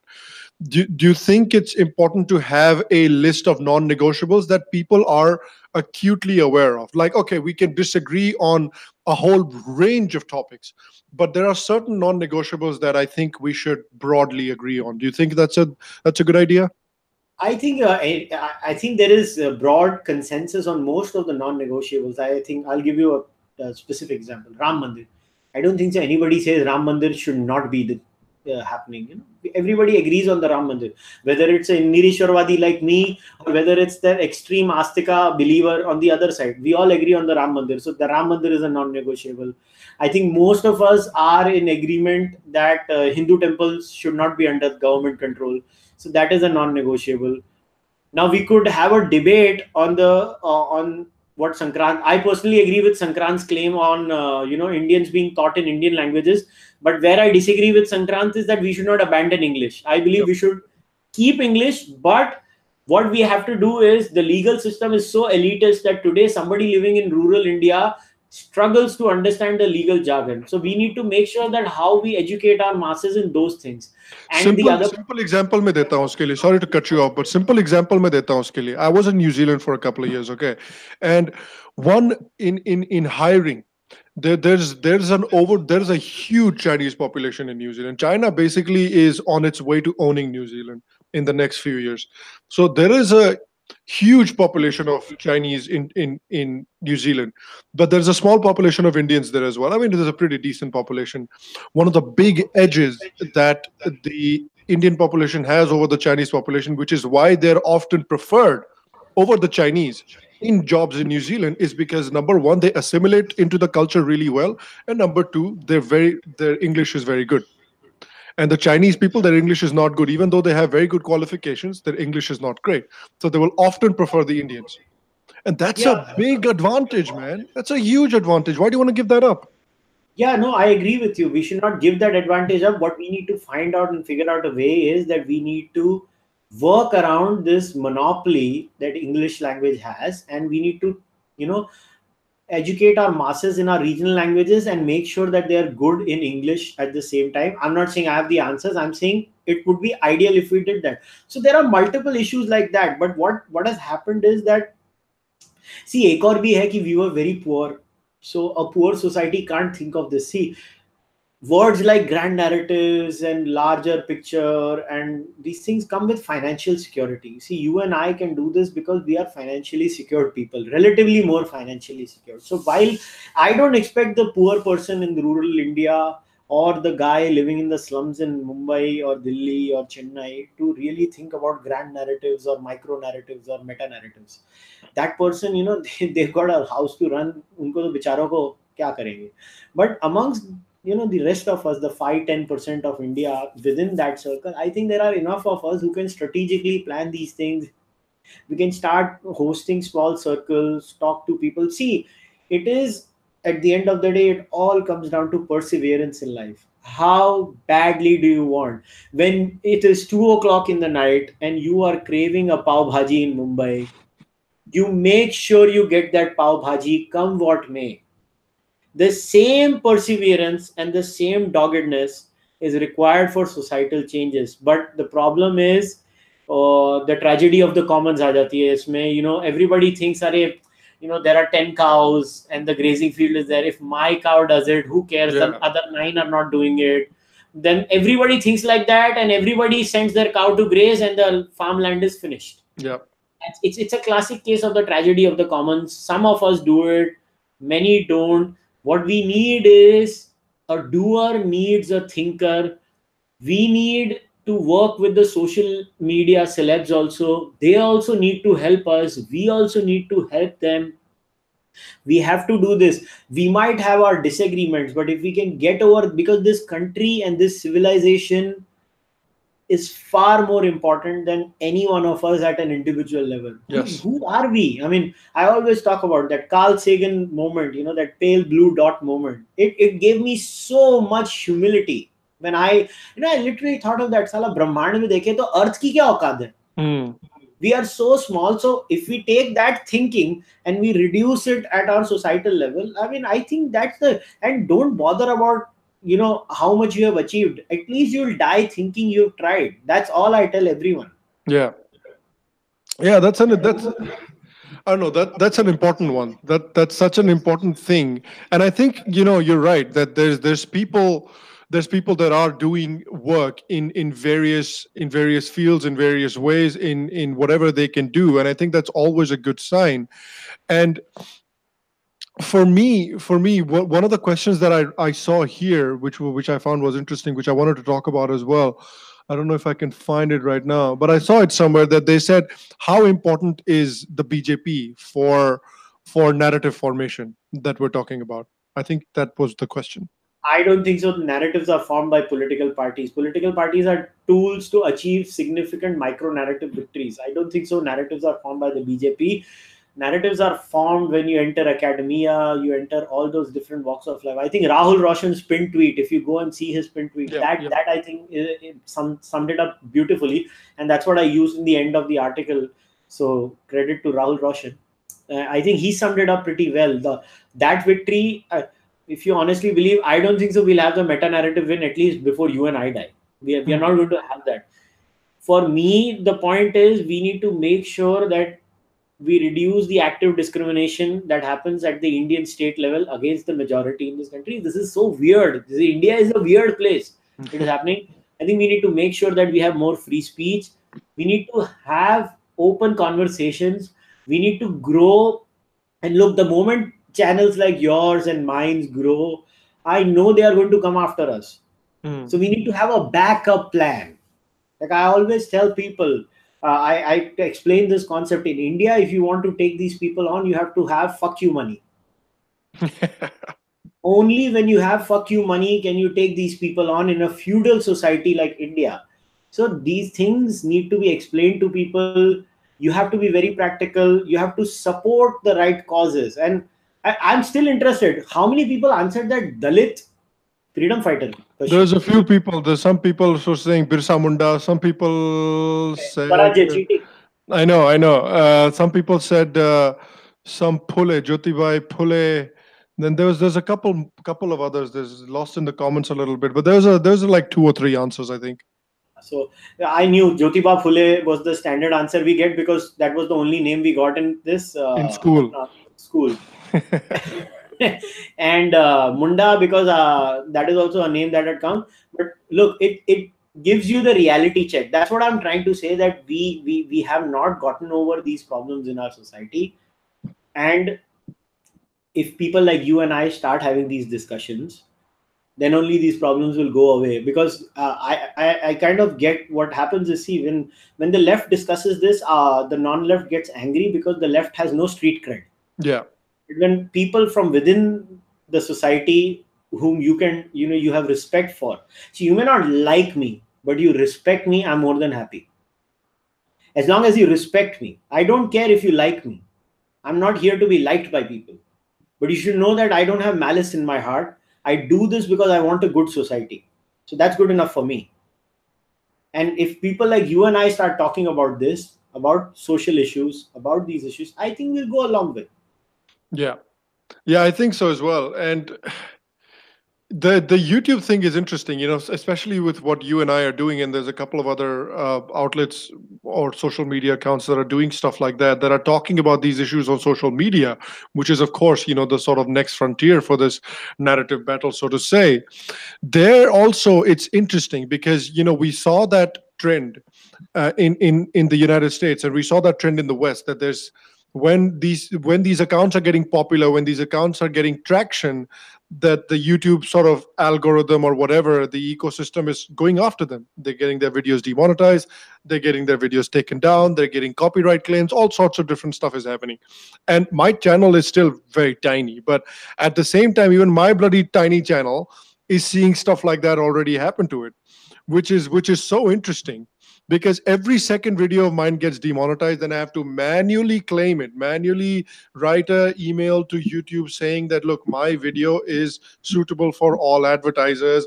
And then sometimes they do it, and then most of the times they email me back saying, oh, sorry, we just checked. Yeah, your video is fine. I'm like, why do you bloody demonetize it in the first place then? Check it properly. Yeah, but that's just the way it is. So a good lesson for the non-left out of this example is, start monetarily supporting people beyond YouTube. That's why when you launched the Patreon, it was a good thing. And that's why yesterday was the first day you launched it. And I started supporting you on the very first day itself, was because we need to set examples. That here's a guy who's creating content, trying to talk about various things in our civilization, various things in the political climate of India. If their videos are going to be demonetized, then if they want to make a livelihood out of this, how the hell are you going to do? You're not getting any ads thanks to YouTube. No advertiser is going to come because you are communal. So wo bhi out ho jao tum. So reh kya gaya? So you'll have to crowdsource. Hindus need to realize the importance of crowdsourcing. And I use the word Hindu geographically. I don't use it religiously. So if you are a Muslim, but you are on this side of the aisle, please, more than welcome. I'm not talking about it at a theological level. I'm purely speaking at a geographical level. So before somebody accuses me of that, I always use the word Hindu geographically, not theologically. So this needs to happen. But I was thinking, if anybody in the the viewership has any question, let's take that now. Yeah, there hasn't been a ton of questions. It's mostly sort of comments, and there's a couple of arguments that are going on between a couple of people as well. But yeah, there's a couple of questions that were on. There's a couple of questions that I already asked you that were kind of from Facebook and then from the live chat as well. So if you guys have any questions, please go ahead and ask them now. Now would be a good time that I can take a couple of questions with him as well. So one of the questions was, it's more like a comment, but let's treat it as a question. And they said that, I hate the RSS definition of Hindu. What is the RSS definition of Hindu? It depends on which RSS are they talking about. See, RSS also has three, four versions of it. See, RSS has the Savarkar influence, RSS has the Lokmanya Tilak influence, RSS has then the Guru Golwalkar influence. So RSS, see, the problem is Hindus have to realize that Hindu organizations will be like Hinduism. They will go on updating themselves with the changing time. Now let us look at. So, what do you think is the Hindu according to the current speech of Mohan Bhagwat? So we cannot define what Hindu is according to the RSS. I can give you what my definition of the Hindu is. To me, the word Hindu is a geographical identity that is of the people who happen to be in this part, what we call Bharatvarsh. And the qualifying criteria for being a Hindu is if you believe in the principles of mutual respect and reciprocity. Your belief in a deity or disbelief in a deity does not matter. As long as you believe in these principles, you're a Hindu. So if you're a Muslim, if you believe in mutual respect, then you'll have to drop the idea of conversion. If you're a Christian, you believe in mutual respect and reciprocity, you have to drop the idea of conversion. The moment they drop the idea of conversion, they become a Hindu. Yep. They just practice Christianity. That's okay. That is fine. So to me, if we stick to the geographical definition and only add the qualifier of mutual respect, reciprocity, I think that's fine, and that's a good enough working definition, and it is expansive enough to accommodate everyone. What about what do you? Rahul Singh is asking, what do you think about Sadhguru? There's another Baba. I mean, just nice. Another Baba who says nice things and people listen to them. And I mean, come on, you're asking a Nirishwarwadi about what his opinion of a Baba is. What do you think I'm going to give? Okay, Maulik Dhamelia is asking, why do you think Hindus are not as proud as Muslims are in their culture and in their religions? That's a good thing, man. Yeah. I think it's a good thing. If you start taking your religion too seriously, you become like that. I mean, you want to become like that? Then we have Horse's Mouth, asking, what are your common minimum program top 5? Yeah, that's a good question. See, common minimum program top 5 will have to be equality in front of the law. So we'll have to make sure that all kinds of laws, like I think Article 25 to 29 or 28, I don't remember the exact articles that give special privileges to minorities. They all have to be scrapped in India. So equality in front of law, that should be the biggest priority according to me. Then free speech, it's parallel. That has to be pushed legislatively and through the courts. Third, police reforms. I'm telling you, there is no free speech without police reforms. We need to push that. And judiciary. See, what happens is in India, it's so easy to ruin someone's life. ठोक दो court case और उसको सड़ने दो. वो court case लड़ता रहेगा, उसकी एड़ियां, उसके चप्पल, उसके कच्छे फट जाएंगे, मगर उसका कोर्ट केस कभी सॉल्व नहीं होगा. See, these are the see, I always tell them, तुम जो इमेजिनरी हिंदू राष्ट्र बोलते रहते हो, भाई तुम्हारी कोई डॉक्यूमेंट तो है नहीं, तो पकाना बंद करो, तो दुखी ना करो. डेमोक्रेसी है, work with in the democracy, make sure you have equal parity in the law, work towards those things. And politically, look, you have a socialist BJP, socialist Congress, socialist Samajwadi Party, socialist Mamata Banerjee, and socialist what? Choose the socialist of your liking. I don't care. I would say vote for BJP, but it's okay. I will not judge you for what you do. That's your personal choice. But if you legislatively, constitutionally make sure that you are equal in front of the law, you have the freedom to criticize religion, you have the freedom to criticize your politicians. Boss, today everybody is angry because Modi ko kiya. Tomorrow Rahul Gandhi ko kiya. Tumko jail mein dalenge. It's fine. Exactly. Would you put anti-conversion laws on that top 5? I completely support anti-conversion laws that protect any kind of fraudulent conversion. But I'll give you a scenario. See, we can't say we ban conversion per se until we have Jatiwad in this country. Because imagine if you completely remove the option of leaving religion. I am stuck if I am a Dalit. What if I am tortured and I want to leave that bloody religion? If the law says you cannot leave it, period, then that becomes a problem, right? So if somebody says an anti-conversion laws is against fraudulent conversion, is against these, hora ra ra ra ra ra, or yeah, that's specifically what I'm talking about. Yeah, absolutely support it. Not only that, I want the Indian state to go after all these buggers who sell these, nonsensical jumping and making funny faces and basically उसको जिसको अपने में बोलते हैं चूतिया बनाना. Yeah, so I'm sorry, let the Indian state go after them. Okay. Then Harsh Prasad is asking, is caste discrimination integral to Hinduism? Well, I would say, if I can just take it quickly, I would say, no, it's not supposed to be, but today it is. So that should tell you a lot. That should tell you a lot, and that should make us introspect a little bit, and that should make us think how the hell we can move away from it. So I'll let you take that.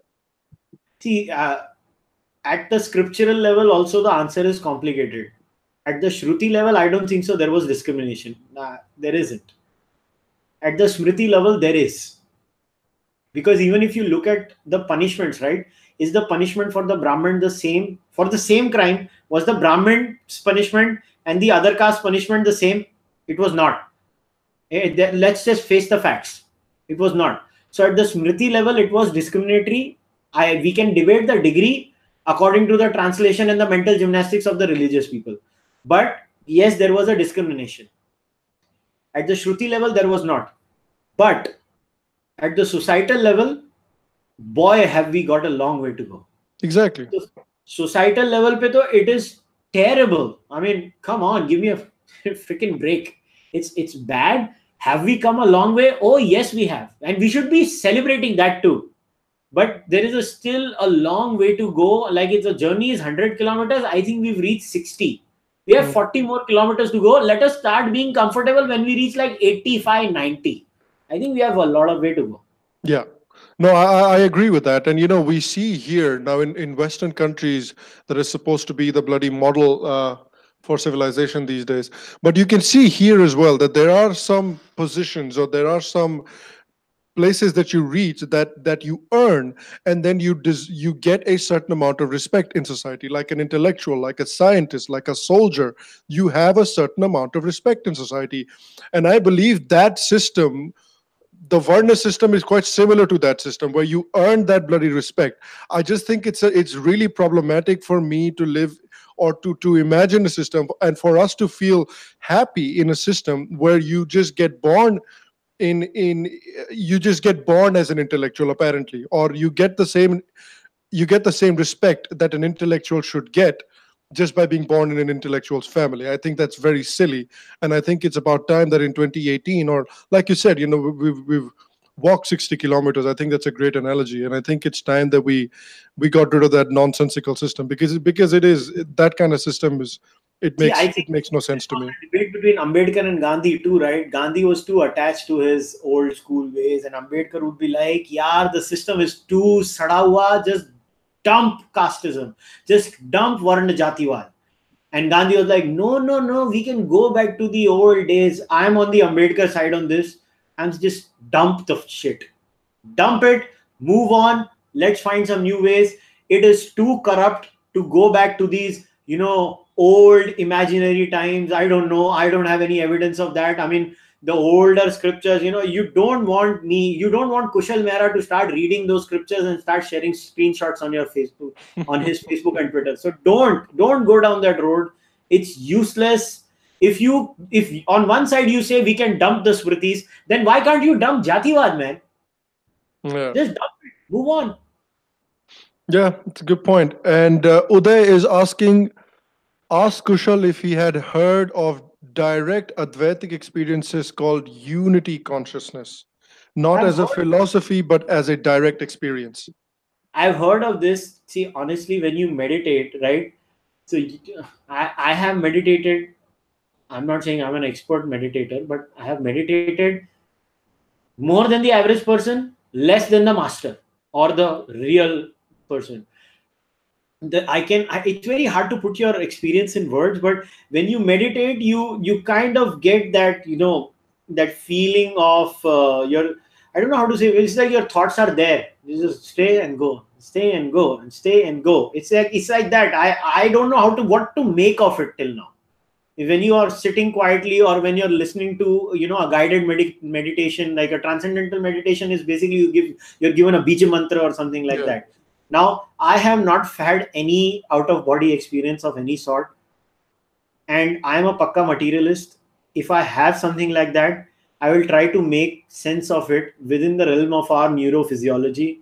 I will not attribute any booga booga to it. So to me, that is just booga booga. Do you think I think there's an aspect of booga booga that has been attached to something very simple, because those experiences that people have when they're either meditating, and now you have all this bloody psychedelic research around it, that they're saying these people on psychedelics are having these same profound experiences, and like 85% of the people who are having these profound experiences are giving up addictions and stuff like that, and they're describing experiences that are very similar to the experiences that are prescribed in sort of Raj Yoga or something like that.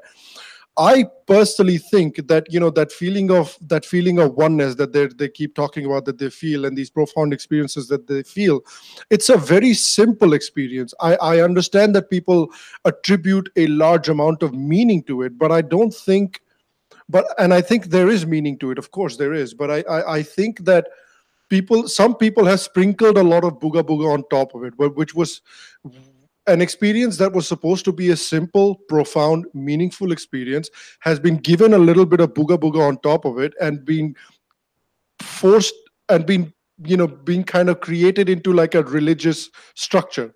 Whereas it could be Hinduism can be a very experiential sort of, lean Hinduism, whatever you want to call it, can be very this experiential experience without the booga booga as well. And that's why I feel like it accommodates the atheist so well. I don't know what you think about that. No, I agree with you. I got no issues with whatever you have said. But what you are saying is not said by the Babas, by the Rishis, by them. They don't say what you said. I have no issues with what you have said. You are not attributing any motive or any, मतलब आप किसी और को कारण नहीं बना रहे हो इसका.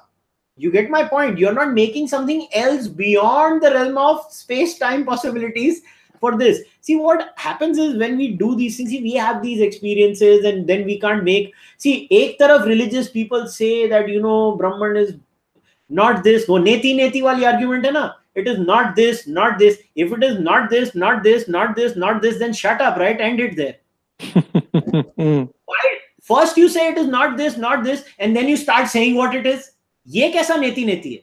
What's your opinion on the claim that what is Brahman is basically just the energy that the universe is? That is what is called Brahman, and we are all part of that energy.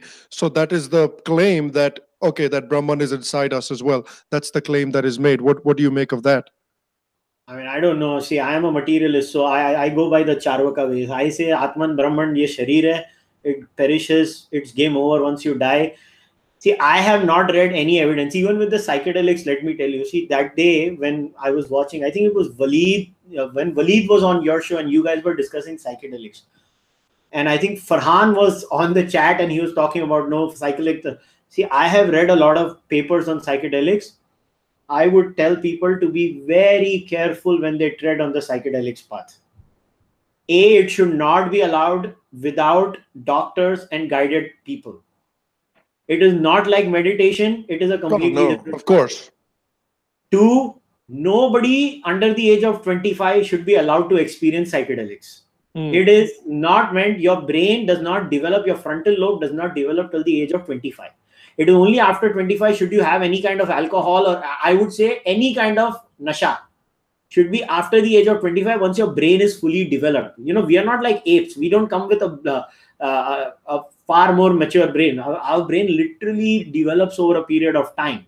So that's what I'm trying to say. With psychedelics, another big difference between effects you have over long periods of meditation and psychedelics is, if you have psychedelics a lot of times, you remember Michael Pollan ki book mein bhi ye likha tha, the effect goes away.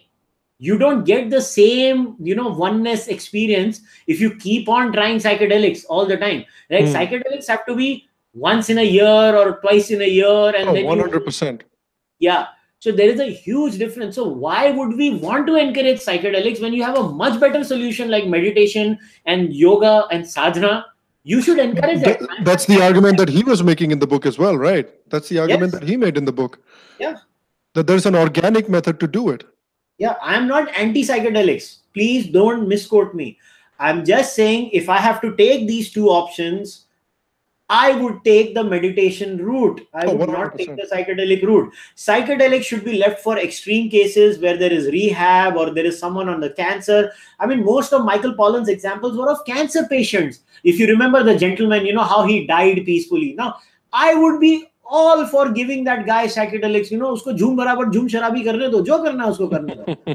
But the point is, you have to be mature enough. From a freedom point of view, yes, let anyone have, but it has to be guided. In fact, if you want, I can tweet the article. Recently, there was a blog post on Scientific American criticizing Michael Pollan Mm. and the whole psychedelic thing. There is an alternative research also, which is I'm kind of sure. critical of this thing. So what I try to do is I try to read both and make sense of. I'm not saying I'm some Gyani Baba, I'm a dummy, but whatever I can understand, I would say let's be careful when we talk about psychedelics. We should No, I be think you're right. responsible. I think you're right in the sense because even in the book and the extra like sort of articles that I've been reading, even there they say that it it can really influence the setting that you take it in, the mood that you are when you take it in, what you're thinking when you take it. All of those things can really affect what you're going to experience. Yeah, When you're actually on the trip. However, with meditation, you don't have those risks.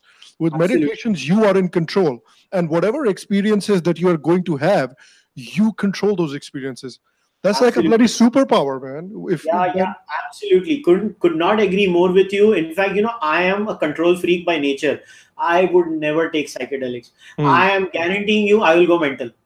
Because I hate being out of control. I don't drink. The reason I don't drink is because you know what happens with alcohol. You kind of lose control of your senses. I don't drink at all. There is no religious reason. I'm just a control freak. So I don't do these things. मैं तो पक्का psychedelics नहीं करूंगा. हाँ, जिसको करना है करे. मैं उसको देखूंगा, उसका वीडियो निकालूंगा और I, ट्विटर पे डालूंगा. I told you, me and Waleed, we're gonna go to Brazil someday, or maybe I'll invite him to Himachal and we'll do it there. Yeah, you know what I'll do is I'll come with both of you. When you guys are high, I'll smack both of you. That's good. Yeah. We'll need somebody to record it. That's the plan. So I guess I hope it answers Uday's question. No, it does. It does.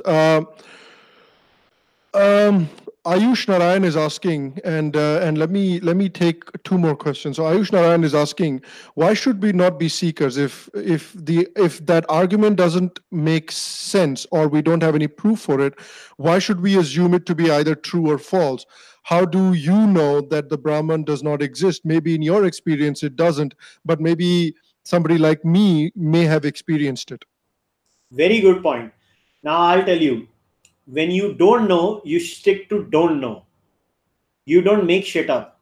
If Hmm. I tell you I remove the Brahman with the spaghetti monster, and I say when I do sadhana, I see the spaghetti monster is doing this, is doing that. Why would you not take my claim seriously because I use the word spaghetti monster? And why would you take that nice, sexy language seriously? Just because you are using Shabda Pramana. And now we are getting into the realm of real hardcore Hinduism. You want to take Shabda Praman seriously. And this is my battle with Astikas, right? I reject Shabda Praman. I am only a fan of direct perception, which is internal and external. So if my internal perception when I meditate says there are some amazing effects in my body, I am willing to accept those changes in my body, in my brain, where I see the momentariness of existence, where I kind of understand the self is kind of illusory. I get it. But the moment you cross the realm of that, I am humble and I say, I don't know. I just think it's booga booga because the other person also does not know and keeps making these fantastic claims. एक तरफ तुम कहते हो it's beyond words and then you start giving words to it. Yeah. I think that's an interesting point that you make. I read an example of this lady who was a devout atheist, but she was also a meditator. And she said that she has these profound experiences when she says that I have this every time I meditate, I have this, because she's been doing it for over 20 years or something, I think.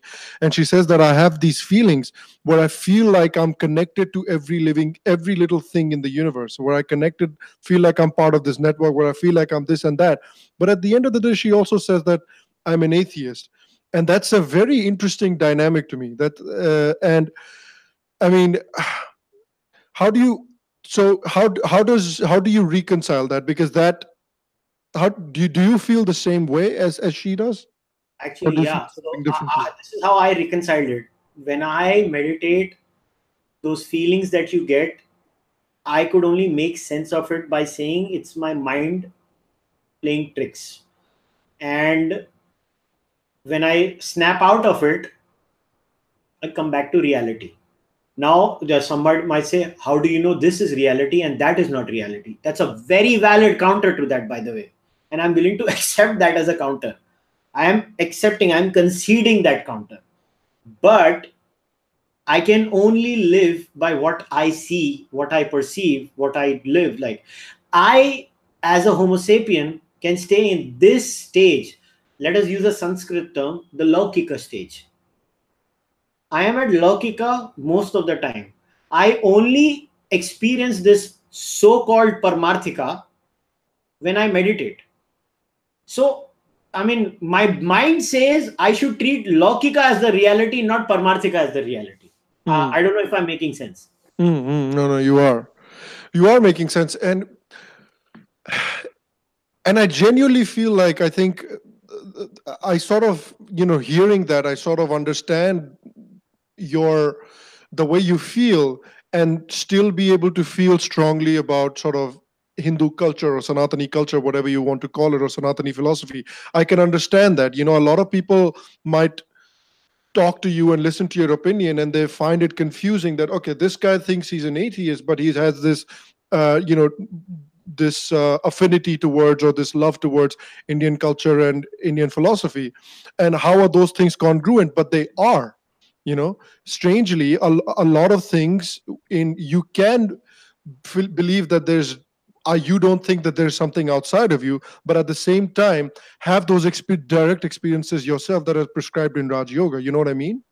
Yeah, and I don't understand why Hindus have a problem. See, you could Yeah. understand, but I have seen this. See, if I'm speaking to ex-Muslims and I say this, they'll be like, "मैं सठिया गया हूँ."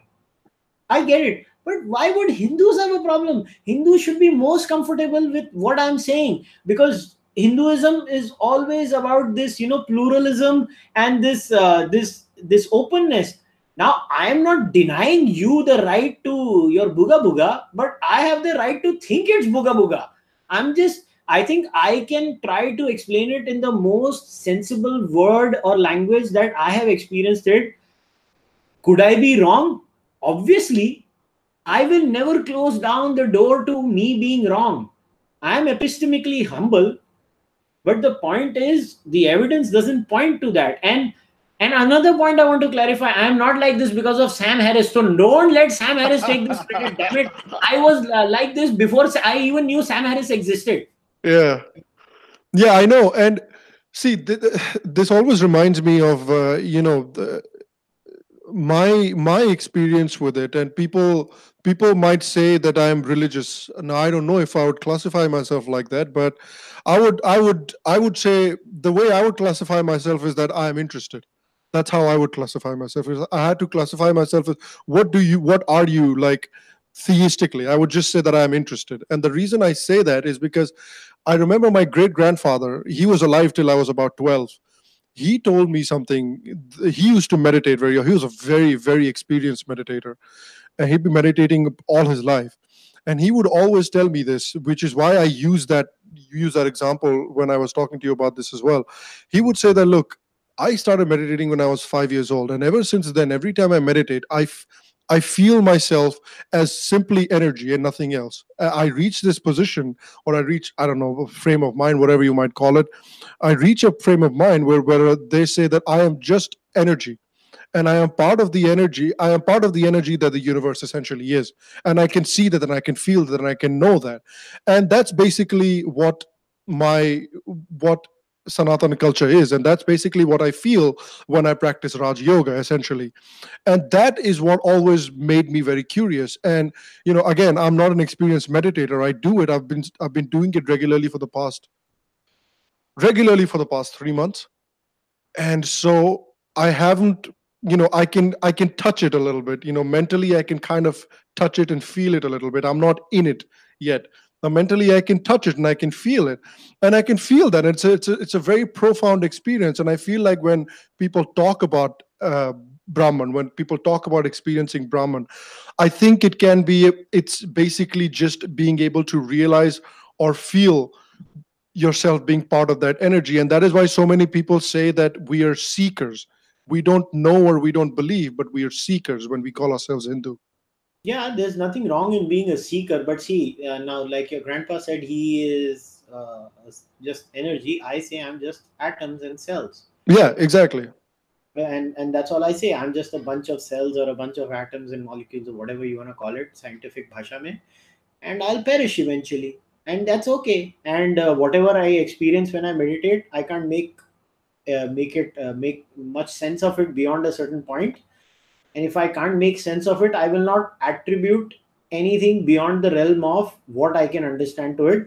I'll just leave it in the I don't know category. That's the only difference. Yeah. No, I think I understand that, and I think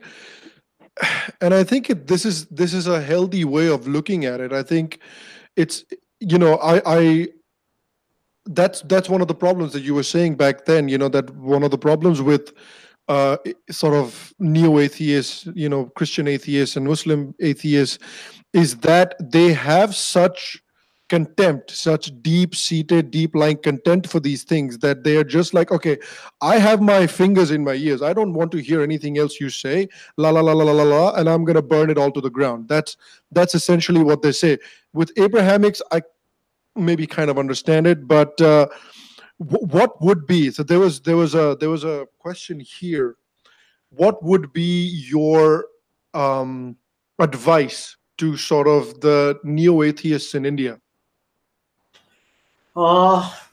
Very good question. I'm glad somebody has asked this. So first, study your own scriptures. First, you always remember, if you are trying to reject something, at least एक book to पढ़ो. How can you, or at least watch 500 YouTube videos. If you can't read a book, at least watch 500 YouTube videos of researchers or scholars. And the most important thing, see, when you dump the Bible, or when I started researching the Bible, which one did I take? The King James Bible, which is, I read two, the King James one and the American Standard Edition. Two are recognized by most Christians worldwide. So when I'm rejecting the Bible, or rejecting parts of the Bible, I am rejecting the product certified by the practicing person with skin in the game. When I rejected this Quran, this is literally from Egypt. My wife got it specially for me. Oh, I was like, yeah, I told her, when she was in Egypt, I told her, bring me a Quran. And then when I used other three translations, I'll give you the name. I'm just reading the name of the book. One was Marmaduke Pickthall, one was Muhammad Habib Shakir, and one was Abdullah Yusuf Ali. I did my research. These three people, their translations in English were respected by practicing Muslims, not white people, academics sitting in Oxford or Harvard or hoity-toity. No. What does the Muslim believe? I was more interested in the Mullah's version and the Muslims version. So I did that. Similarly, when you are going to question the Bhagavad Gita or the Ramayana or the Mahabharata, please don't use Wendy Doniger. Yes, that's a good What advice. you should do, don't use Ramachandra Guha. Go, bhai, Dayanand Saraswati ji hain, unhone kya bola? Read what he has to offer. Read what, Ramakrishna Mission's translations are. Read the ISKCON. Now, I'll tell you a funny thing. If you read ISKCON's Bhagavad Gita and you read Ramakrishna Mission's Bhagavad Gita. ISKCON, don't get me started on ISKCON Gita. Kya ho raha hai? Like, I was like, ye same Bhagavad Gita pad raha hu main. Dono chalk and cheese hai. But my point is, at least I made the effort of looking at. My biggest problem with the neo-atheists is, it is garbage. Then I was like, okay, let me see one verse that Christopher Hitchens has showed. Now वो इतना आलसी था, उसने 10 page का तो chapter लिखा, God is not great में, the East is not a solution. And I'm telling you, find me one criticism of Hinduism which is scriptural by the entire scholarly movement in the neo-atheists. Okay, let us look at Christopher Hitchens. 10 pages, Osho did this, Osho did that, Osho did this. Then, look at those Sri Lankans doing the... Arey Baba, that's a regional issue. It's a political issue. It's not a religious issue. Then look at this new criticism of the Rohingya thing also. Tell me, where does Buddhism say Rohingyas should be killed? What a bullshit argument. At least be intellectually honest. I am not denying what's happening to the Rohingyas, but it's again a political problem. It's a tribal issue. It has nothing to do with Buddhism. So please don't shove your Abrahamic understanding on us Dharmic people.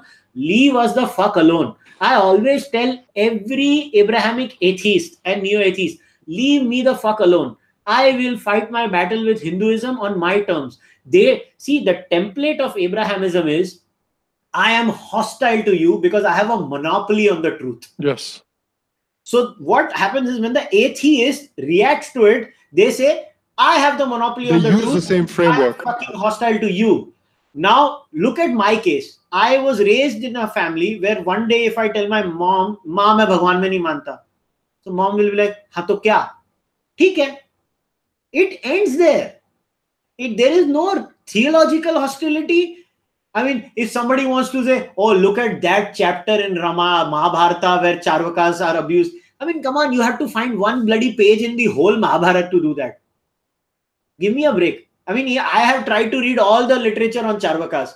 They are hardly abused. If you want to see abuse, read the Bible and Quran. Then you will know what abuse is. It is nothing. And it's not like they were killed. Boss, India was a religious society. Charvakas still exist. How many atheists exist in India even today? The reason is they don't show their atheism. We don't go around like those gorillas or like, blah, blah, blah, blah, blah, blah. I'm atheist is because nobody is hostile to us, boss. That's just a fact. Nobody is hostile. So if you are a neo-atheist, you make no sense to a Hindu in India. It doesn't mean they are not scholarly. It doesn't mean they are wrong. It doesn't mean they are not heroes. They are scholarly, they are heroes, and they are right, but they don't fit our cultural context. It doesn't mean I don't read books of Sam Harris on free will. I have read all their books. But the point is, you have to understand that when I have to talk about Hinduism, imagine you go to a Hindu and you start debating soul. Hey, boss, a scholarly Hindu will be like, what soul? Soul means only human beings have it. Atman means every jiva has it. और खत्म हो गया, उधर ही debate ही नहीं करेगा, वो तुमको खड़ा नहीं करेगा. मैंने थोड़ा ना कोई रास्ते के टट्टू से डिबेट करना है हिंदुइज्म, मैंने तो बाबा से डिबेट करना है Hinduism. At least get real, ना don't be silly and stupid. See, my problem is I am stuck. मैं ना इधर का हूं ना उधर का हूं. I am not accepted in the neo-atheist community, and I am not accepted by the Astikas also, in a way. How do you really think so? Because I think any animosity towards you from them. They don't have animosity, but there is no acceptance. See, I'm not accept it. Before somebody says he's yearning for it, I don't give a fuck either. But my point is, my case is unique. My case is unique because I'm trying to find answers in my cultural context, using my epistemology, using my dialectics, and I'm fighting it. I think I'm being too purist in my fight. People can accuse me of that. I will take that. I am too much of a purist. I believe I will fight Dharmic darshanas the Dharmic way. I will go their way, and I will debate them their way, which is the authentic way. Maybe I'm wrong. I'm not saying I'm right, but I will not change myself because I believe that's the right thing to do in my brain.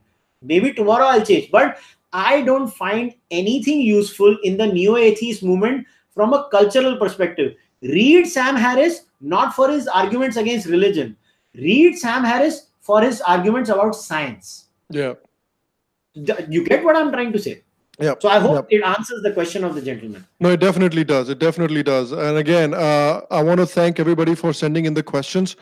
I think I've been able to try and take as many questions as you guys have sent me. So again, thank you very much for the questions. I hope we've been able to answer your questions to, relatively to your relative satisfaction. I also want to, I think it's a very good time to wrap up our discussion as well. But I want to make sure that I thank Kushal Bhai for taking the time out today and chatting with me today again. I always feel like whenever we actually sit down and talk that we can do this for hours, and we probably will again. We probably will chat again very soon. So again, thank you for taking the time out, Kushal Bhai, and coming on the show today. Hey, thanks a lot for calling me. And if somebody finds something I've said that is problematic, so my request to you would be, you can send me a tweet and you can ask me that question. I'll try to answer those questions maybe through a separate way via my blog post, because I know I usually rile a lot of people up when I talk, so I'm known for that. But I want to end by once again requesting all of you who watch Sham's show, support Sham on Patreon. He's doing a great job. And before Sham says that, I'm saying it. I am not going to subscribe on Patreon. So if you want to support me, support Sham. In a way, you're supporting me. So Sham, thanks a lot for calling me. No, thank you, and I appreciate it. I appreciate the shout out as well. I also want to make sure that I thank you for being one of the first patrons on the Patreon as well. So thank you very much. I support it. I appreciate it. I want to make sure I thank Nimish, Anand, Sujan, and Prasad as well for contributing on the super chat. Thank you guys a lot. I really, really appreciate it, guys. If you enjoyed our conversation today, make sure to go check out Kushal Bhai's YouTube channel. It's called the Charvaka Podcast, and he's got dozens of other conversations like the one we've had. They're all very interesting. They're all very thought-provoking. So if you're sitting around doing anything at all, just make sure to go over, check it out. There's tons of content there for you to enjoy. So make sure to go check out that podcast as well. If you enjoy what we do here on the Sham Sharma Show, you can subscribe to the show's channel down below. Again, you can go ahead and subscribe. If you feel like, you can go ahead and support the show on Patreon as well. The link will be provided in the description. I will see you again, guys, for the next episode. Until then, stay happy, stay healthy. I'll see you guys soon.